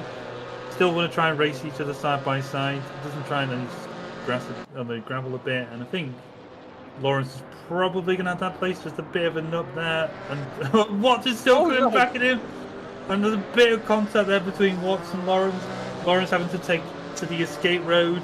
As I think that's Grim Lilith there behind, getting involved in all of this. The Grim Lilith, they're not fighting for position with Lawrence and Watts. Watts and Lawrence certainly fighting for position in their class at the minute. As I think that's Shrum who's seeing some of this, and he wants a bit of this action as well, though, Timpact. Shrum is going to try and overtake Lilith, but not going to be able to get through. I think that's Watts. Yeah, Watts is currently plugging the gap between Shrum and Lilith there, but looked very dangerous for a second. Lawrence, of course, came out of the corner very, very slowly, which meant Lilith had to slow down. That just compromised their entire straight, giving Shrum a huge advantage to close that gap up, but all people managing to retain positions as it currently stands. Well, oh, it looks like Lawrence gone a bit too wide there into turn 4. That's going to allow Lilith to go down the inside, but Lawrence is going to hold on to it down the inside turn 5 as well. Now Watts is trying to follow through round the inside too. Lilith going to have to try and defend position, but will not have the advantage as they come into the chicane here, and it looks like Watts is closing that gap so much. They are behind, but they're not going to be behind for long. I don't think we'll see. Oh, we've got a little bit wiggly there out of the chicane, and that will help Lilith to retain the position coming into this turn 9. They need to keep it off the grass and the gravel. Well, it looks like all cars managed to, although Lawrence there went ever so wide. I believe that was in track limits though, and Lilith looking like they're struggling to keep Watts behind as Watts is getting ever so close to the rear of Lilith, and Lilith to Lawrence as well. All cars. Oh no! What's happened between the leaders? That's Stevenson who's now spun, and it looks like they're just trying to fight to hold as many positions as possible. I think that's a race. We're about to have a replay to see exactly what happened here. I believe this is between the leaders, and Stevenson's gone for the move round the outside of Verstappen, not managed to do so, and is this Queen now coming down the inside, going to catch the rear of Stevenson, and that's going to make them collide with each other. You can now see, I believe that's a Racer and Borodai trying to filter their way through, but let's see. I think Stevenson just about managed to hold on to second place here, but is now behind. Now letting even more fighting happen into turn 1. Again, Queen has spun out. Stevenson is now facing the wrong way. A Racer will take second place. Borodai will take third. And not an ideal set of corners for second and third there in the pro class. And Stevenson's he's a bit lost at sea here at the minute. I think he's all the way down at the very back of GT4 field at the minute now. He's going so well, but I think I was about to mention there's a bit of a cheeky move there from Stevenson on the Razor for the chicane. I think he just cut the chicane a bit because I think he just made a bit of contact with a Razor, but I think a Razor managed to make his way past anyway. Be interesting to see if that gets reported after the race from the stewards, obviously. But it'll be very interesting anyway. But yeah, like I said, Stevenson was doing so well. Stayed with Verstappen. I think he was like half a second behind. They had a few contacts. I was having it on the second screen. It was a fairly close but clean battle. But yeah, it's a bit of a shame that it had to end. Well, that particular fight ended in such a way. But the race is now up to P2. Borodai in P3.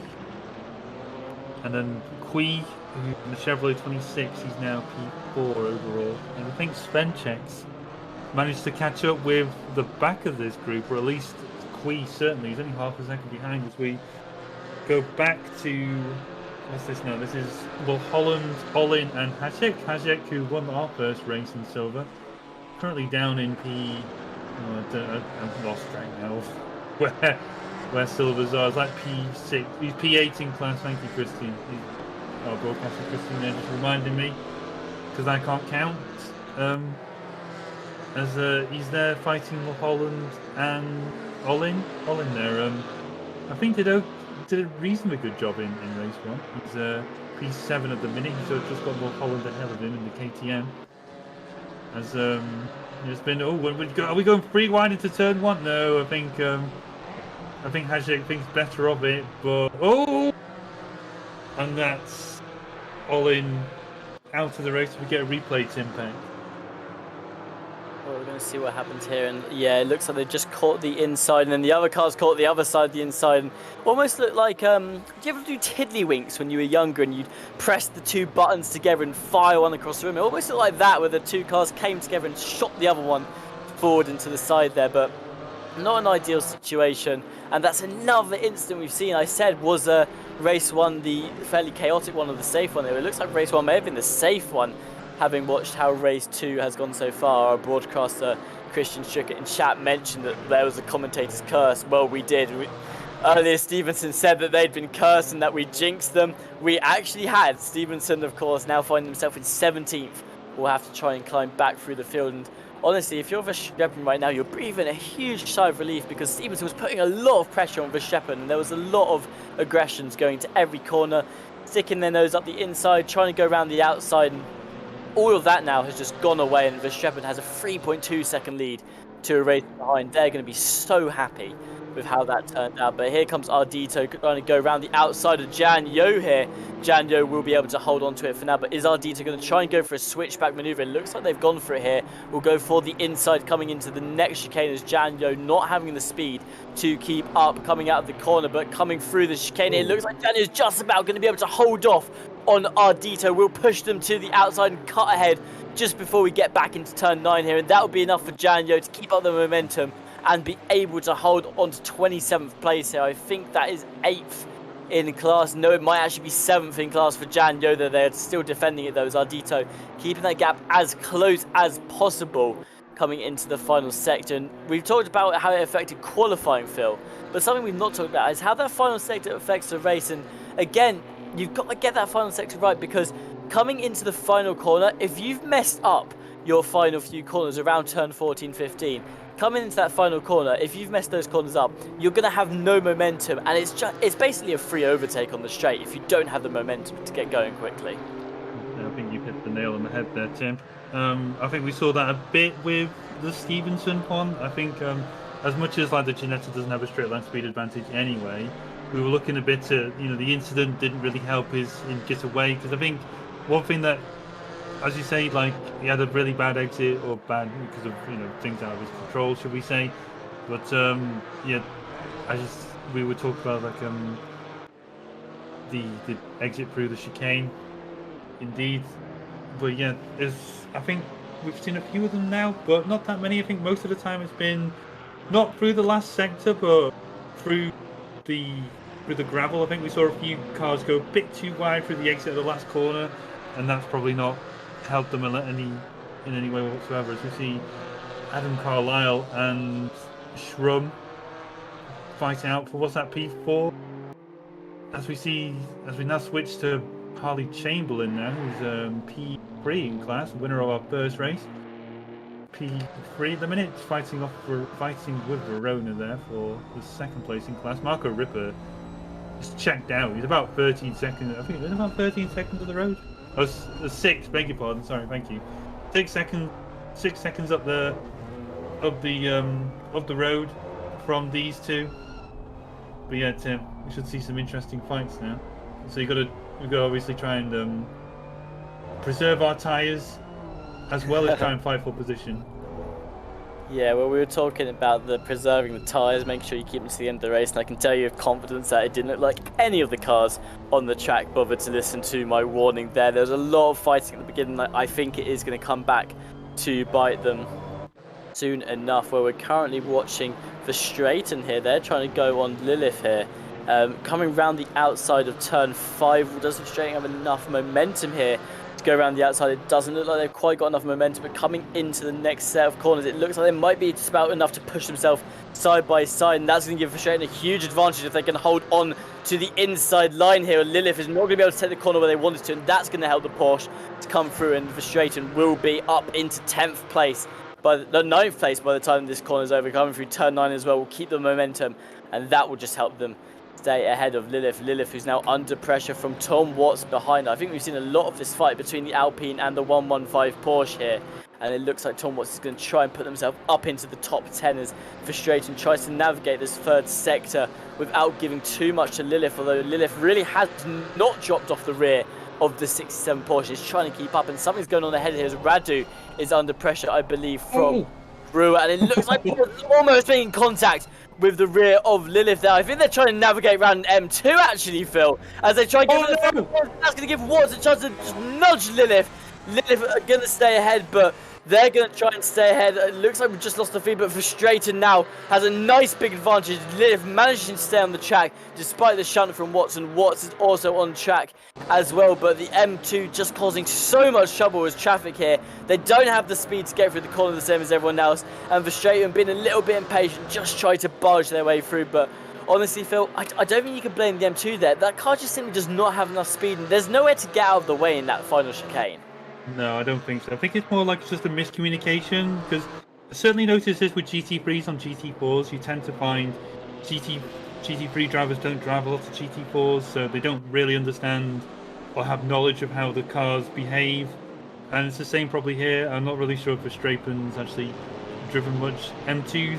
Maybe not. We'll give him the benefit of the doubt and say not. But yeah, like sometimes you just don't know how fast that car's going to go for the corner. So I think it's just a slight miscalculation there, which had unfortunate consequences.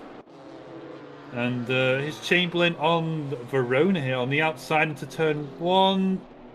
And yeah, I think Verona's very neat and tidy defense there, Tim Peck. I think Verona's done a good job there defending as I think Verona's still ahead. Verona's a good job of defending there, and Chamberlain's going to make sure that Chamberlain stays behind for the next couple of corners. And that's the race where you've got to be really careful going into that turn 1. It's where a lot of the overtakes happen in Barcelona. It's really easy if you've got a good exit from the final corner. You can slingshot yourself across the start finish straight. So by the time you get to turn 1, you can either opt into going for the outside or the inside. Now, of course, the inside is the better place to be, as is with most corners, because you go for the inside and then you're the outside for turn 2, but turn 3 you've still got the inside, and you can just really slingshot yourself around the sweeping corners, and that's the main overtaking point in Barcelona. We've not actually seen a lot of that though today. What we've more seen is dives into turn 10 by several different cars, and that's been the hot day for today. But Lawrence now going for the inside of turn 1 here is overtaken. I think Goat is now looking to put pressure on.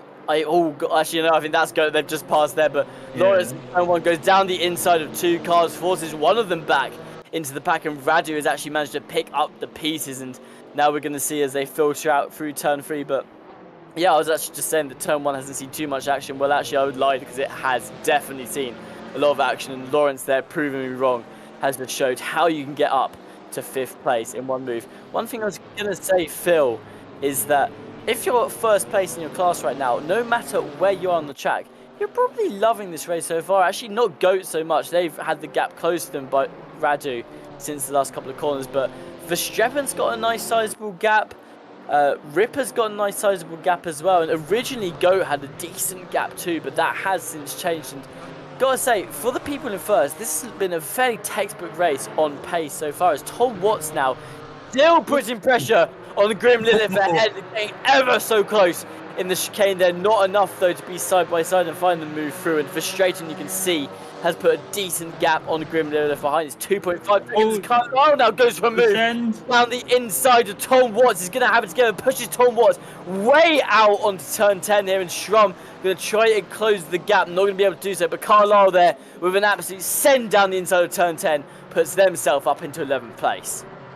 I think casting back a bit to what we sort of feels like an eternity now with all this action going on. There's Tom Watts sends down Carlisle. There's been a crash. Oh, no. and yeah, well, Carlisle there holding his brakes, stays out of trouble at least. I think, again, we talk about miscalculations. I think there's a slight. I think that probably went a bit better in Tom Watts' head. There's a little dunk there. But yeah, I was about to say before an incident interrupted my train of thought, but yeah, there was a pretty nice move from Martin Lawrence on Goat through the first turn. Not only that, but he managed to avoid, I forgot what the M2 was now, but there was a bit of M2 traffic that also had to get out the way a bit for the send, but it wasn't that bad. It was some nice car control though as well, and very nice driving from everyone to avoid an incident with that particular one, as we see Raphael Huel and Yan Yo. I presume I pronounced that right, because somebody said Jan to me before, and I don't think that's right. Jan Yo. But but yeah, as we see these two fight for position, I think this is like 7 in class. I'm going to guess with my counting off the top of my head. But a P8, yeah. But it's still like double points, Tim, isn't it? We didn't mainly mention this, but feature races obviously double points on offer. So every position is worth twice as much as it usually is. And one thing, I don't think we picked up on this, but has Svenchek retired from the race? Yes, it looks like they did. Svenchek, of course, 3 laps down, although they're not in the pits currently, which means I'm not sure. Well, I think they just pulled over the side of the road, actually. I'm not 100% sure. I do seem to remember them pulling off the side of the road at some point. I think they had some sort of technical issue or something. But, yeah. And this is going to be tasty now, Tim, as we see Goat and Radu go past some M2 traffic. Are we going to make it into turn 1 fine? I think we are, yeah, we're fine. They're both cleared the M2 traffic. Very nice. But yeah. So, still got 15 to go, Tim? So yeah. Sorry, I was just going to say that, like, the fun thing we sort of talked about at the beginning of race 2, but we've not talked about so much up until now, because it's not been a factor until now, is the M2 traffic. Like, this is the point where you can see Verstappen's just coming up to the back of the M2 pack, and there's currently a couple of M2 cars sort of scattered throughout the other GT4s as well, and that's going to play a big factor. I mean, it already did early. We saw Verstappen came into contact with one of the M2s, and I don't doubt for a second that's going to be the only problem we're going to have. Not necessarily contact between them, but I reckon there's going to at least be some close calls and a lot of navigating to go around as we come into the final 13 minutes of the race here. But yeah, I'd say that what you got to look out for now is traffic, and again, the tyre drop-off, you can see it's starting to come into play. Some cars are starting to struggle for grip, especially through the second and third sectors where you've really got to rely on it. And this is the part now, I'd say, Phil, where it's the turning point of the race, where you've got to start thinking about how you control the car a lot more, because at the beginning you can be as aggressive as you like. You know, the car's sticking to the track, it's doing exactly what you want it to. Now you've almost got to fight it a little bit. Yeah, indeed. As we see, speaking of fighting, here's Will Stevenson here on Shrum for P13. Or Shroom, sorry, beg your pardon. But up through to P13. Not for position in class, but he's only, what, about 2 and a bit seconds behind the next car in class, which is Tom Watts, who I think just snuck through at the bottom of your screen. I think that's Alpine there, just behind Lilith. So he's only a car or 2 behind Tom Watts, who's now just there behind Grim Lilith there. Grim currently P4 in silver. I'm not really sure if he's catching up with the top 3 of Goat, Radu and Brewer, but yeah, those 2 are mighty close at the minute. Looking at that timing tower, Goat and Radu. Tom, Tim, they are very close. Yeah, it looks like Radu's going to go for a move here into turn 4, looking for the inside, but not going to be close enough to do anything on Goat as of yet. But Radu has been chasing Goat down for the last 5 laps or so, and this is the fight for first place in the silver split of the GT4s.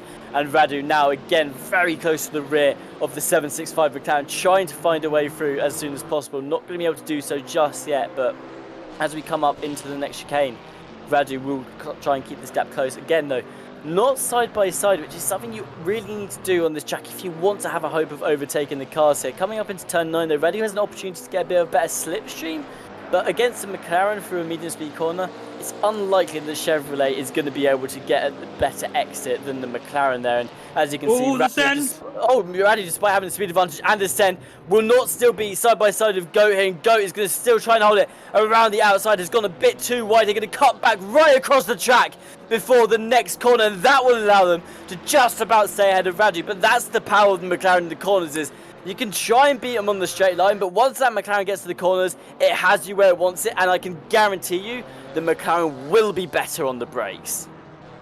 The McLaren obviously has its own intelligent brake bias thing. I'm not sure if it works well in ACC. That's what it is in real life, though. Radu gets a very nice exit on Goat, though. One thing to note about the Chevrolet, I think we alluded to this in the previous race, but one of its strengths is it's a lot taller and has a higher ride height than the other cars, than the other GT4s, so you tend to do better over those higher curbs than the rest of the cars in terms of stability.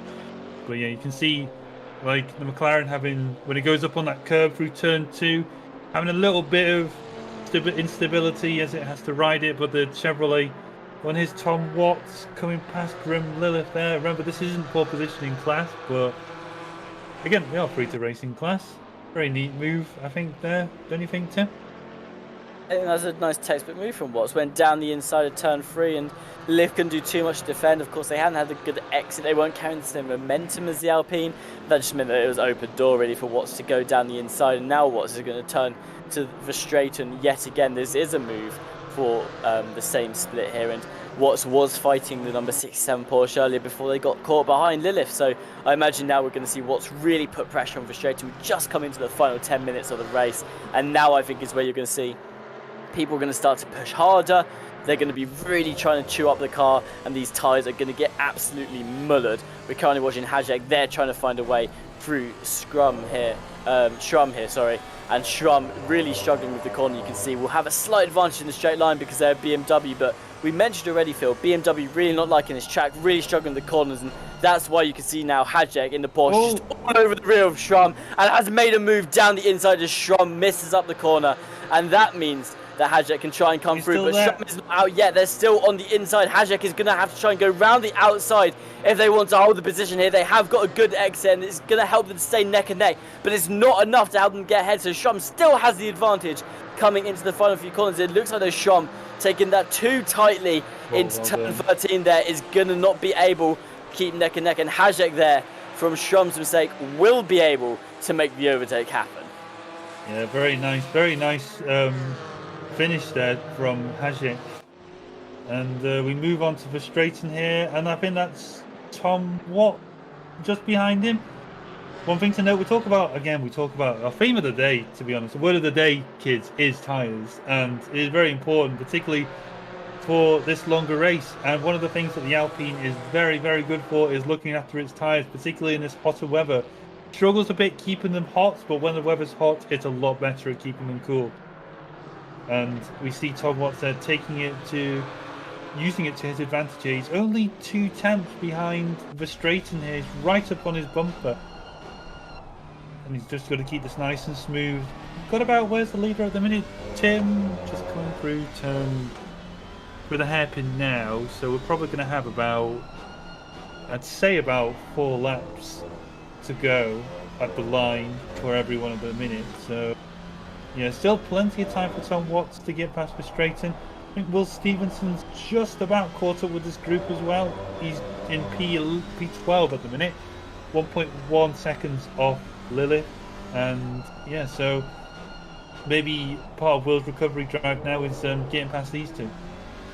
Yeah, I think for Stevenson it's important to try and get back into this fight. Of course, they're not too far behind Tom Watts. There are 2 cars in the way that they need to clear, but for Stevenson, they need to start climbing places again, because we mentioned that this race is double points, and that is where you really start to bring home your advantage a lot if you're trying to get up there on the leaderboard. So for Stevenson, this race would have been a massive setback in the championship so far, and like I said, they need to catch up to Watts and start putting pressure. They've still got 7 minutes to do so. It can definitely happen in that amount of time. That's what I was going to mention actually about the fight between Goat and Radu. You can see that Radu in the Chevrolet is all over the rear of the McLaren. Actually, hang on a second. It looks like Tom Watts is yet again going for a move on Verstraeten. Looks towards the inside of turn 1. I imagine he's going to try and brake a lot later as they're currently slingshotting their way through the first corner, where it looks like Verstraeten's going to try and hold on to the inside for now, but it's not going to matter if they can go into turn 3 neck and neck, and Watts, with a slight bit of contact, I think, there will pull out just ahead of Verstraeten. That is the move. You can see Brewer and Lilith having to compromise their exits of turn 3 as Verstraeten got thrown back right into the midst of them, and that allows Tom to climb back up into 8th place there, and they're now going to try and get the climb on to close the gap to Radu. Well, Brewer now trying to face off Verstraeten, trying to find the move happen here. They currently got pressure from Lilith behind, and Stevenson is trying to get through Lilith and Brewer as well, because they quite fancy their chances in a fight against Verstraeten too. But going back to what I was saying is that it was 10 minutes after the race, it's now only 6. But oh no, Stevenson going for a move as Lilith makes a mistake.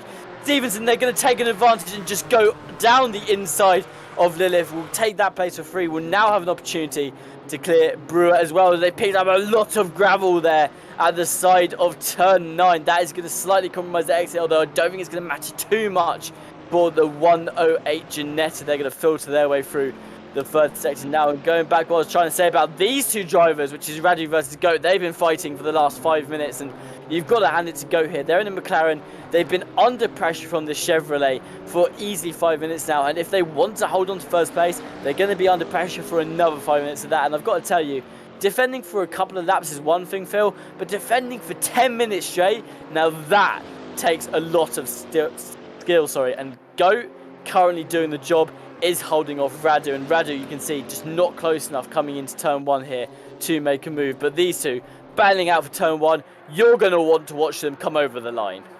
Yeah, indeed. I mean, we talked a bit about the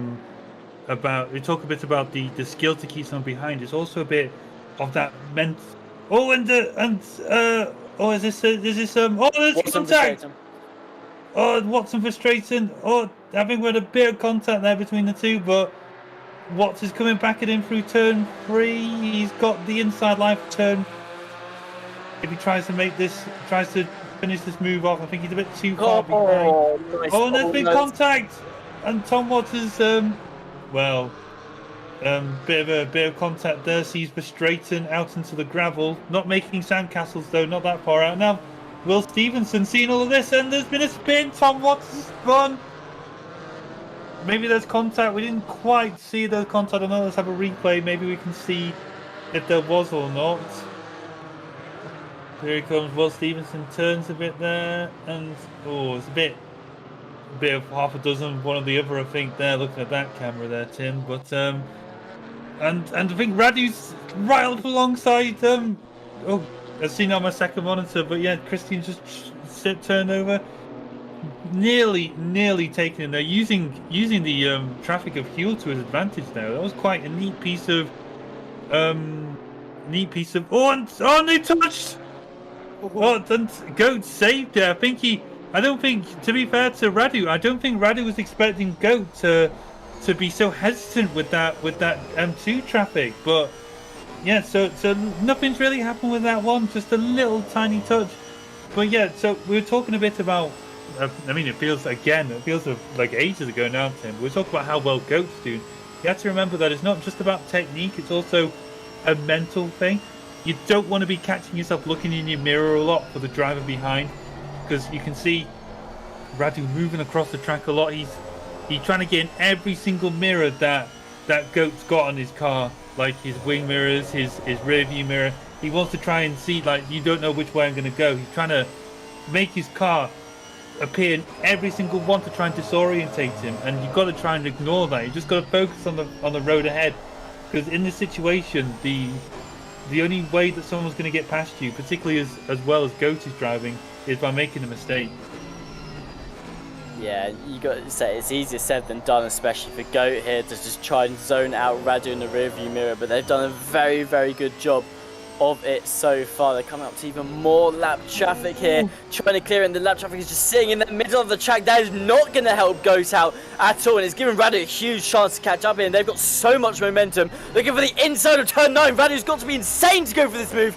Manages to start behind Goat just at the last second, with the M2 still on the left-hand side here. This is really causing problems now for the 765 McLaren, and Goat just manages to clear the M2, but Radu there looks to make a move down the inside of turn 9. Honestly, that would have been absolutely amazing if they had done, but I just don't think there was enough room to do so. Radu, though, coming into the final 1 minute, 30 seconds of this race, really fancying their chances against the McLaren. Yeah, indeed. It was a bit... Again, we talk a bit about hesitation on traffic, and we see it again. But we obviously talk about just being careful around traffic. There's being too careful sometimes. And Radu's nearly had a chance. He backed out a bit, and Ardito, to his credit, saw that these two were fighting for the lead in silver, and just backed out of it. He could have easily just interrupted it, but he didn't. So full credit to the 27 there for getting out of the way, as these two now make their way past the 80 of Waldecker into turn 1. I'm not really sure if we're going to see much now. They may just take. There's only one more M2, I think, this lap that's going to interfere with this battle, and that's the 42 of Tom Bryan. He's about another 1.5 seconds in front of Goat now. He's just there at the front of your screen. They should be able to take him for this last turn, lap, I think, Tim.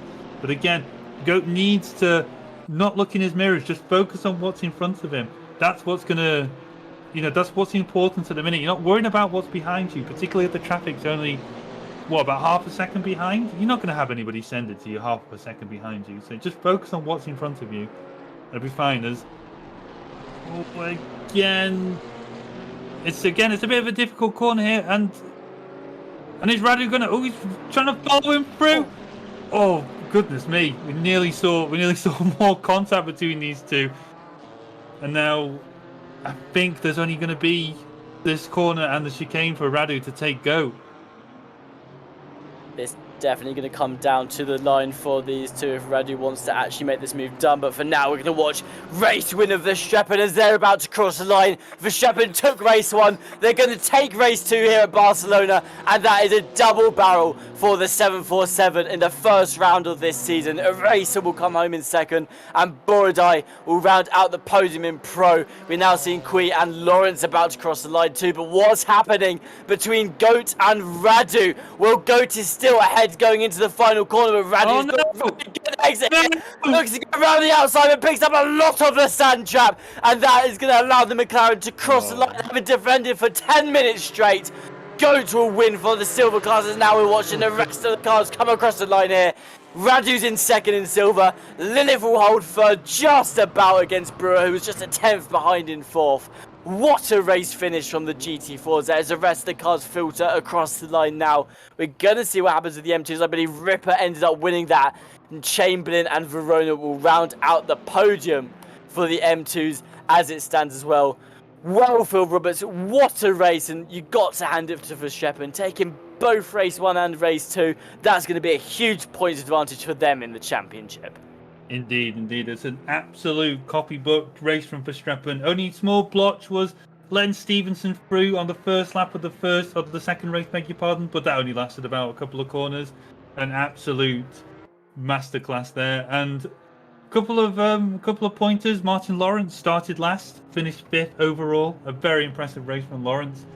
And Marco Ripper as well, winning in Pro M2. Very good race, and a double podium for Harley Chamberlain in the 725 for race 1 and 2. Very, very good race. Yeah, it was a good race all round. We've had a very exciting race 1, a very, very exciting race 2. There was loads of cars just bumping into the barriers to celebrate the end of the race there. Well, I'm going to take a minute now to mention our partners. They help to make all of this racing possible. We have racedepartment.com. They're your source of the sim racing news and mods. AK Informatica provide our server solutions. Driver61.com. You can get 25% off your driver coaching by using our discount code. The link is in the description, and you can redeem it by going to driver61.com. Fanatec are your one-stop shop for the best sim racing equipment. We have an affiliate link that's also down in the description. It doesn't cost you anything to use it, and it helps us with the server cost. Simracing.gp, if you're tired of public lobbies, if you love the racing that you see in the lobbies that we've been showing you today, then you can join Simracing.gp for some quality community-based sim racing content. It's totally free. You can just hop into any race when you feel like it, see what servers are live, and it provides some absolutely brilliant racing. Now, Phil Roberts, going back to the racing we've just seen, we've had some absolutely brilliant performances from today, but what's the main thing going forward into the next few races? Is there anything you're expecting to see? Is there anything you're excited about in the championship? Well, to be honest, like one thing we do notice, and this is usually applies to every championship, is driving. Incident levels tend to decrease as the championship goes on, or at least in my experience they do. So we'll probably see a bit less incidents. That drivers are now get used to each other more, where they're faster, where they're stronger, etc. So yeah, we'll probably see a little bit more drivers getting used to. Certainly the GT4s will get used to lapping the M2s. I think for some of them it was a bit of a novelty, or a new experience for them trying to get through some of these drivers. Or some of these M2s, sorry. So, yeah, I think we'll probably see drivers being a bit more optimal with their lapping of M2s as we go on, particularly some of these next tracks like Paul Ricard and Monza are going to be very favourable to these GT4s when in straight line speed overtaking some of these M2s. So, yeah, it's probably going to be the worst we're going to see all season, he says. But I wouldn't yeah, hold on to it. I mean, we've definitely seen our fair bit of chaos on the Thursday Championship. Well, if you've enjoyed today's racing, RCI will be back tomorrow. We've got the Friday GT3 Championship. That is with Stewie on the broadcast. Jesse Lee will be on the comms with Les Stevenson. There won't be a night out this weekend. That's because this Saturday we're doing the 6 hours of Barcelona for the World Tour. Come along, you can join Jesse Lee, Les Stevenson, Mike Jones, Ryan Mawson, and Ted Edwards as they navigate you around the 6 hours of Barcelona. That's the racetrack we've just seen today, and there's going to be even more action of it on Saturday. Do not miss out on that. Going round to Monday, we'll be joining you with the British Masters Championship. Mawson will be on the broadcast there. Ryan Gill will be leading the comms, and Dalton will be joining him on the co-commentary. And then we'll be back on Thursday next week, and we'll be doing... Oh, what did I say next week? Because I think it's France. I believe we're going... Paul Ricard, yes. Yeah, we're going to Paul Ricard next week for the second round of the GT4 and M2 Cup Car Championship. You do not want to miss out on that if you've enjoyed any of the racing today. So make sure you hit that subscribe, make sure you like the video, and also hit the bell button so you receive notifications of whenever we're going to go live. And, well, before we say goodbye for today, Phil, is there anything else you'd like to add to today's race? Not really. The only thing I was going to mention about the World Tour is just remember your raincoats if you're going to be coming to the World Tour race on Saturday. It's not going to be as picturesque a weather as what we've had today. But yeah, it's been race today. It's been very enjoyable. Really passed the time. I must admit, I was a bit surprised when we were trying to talk about one point. We ended up talking about two incidents before we caught back up with what we were trying to talk about. So yeah, been very, very fun. Very interesting racing.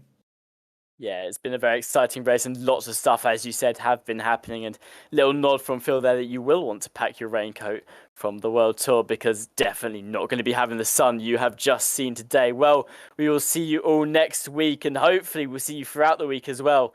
Good night, everyone. Hope you enjoyed today's race. Goodbye.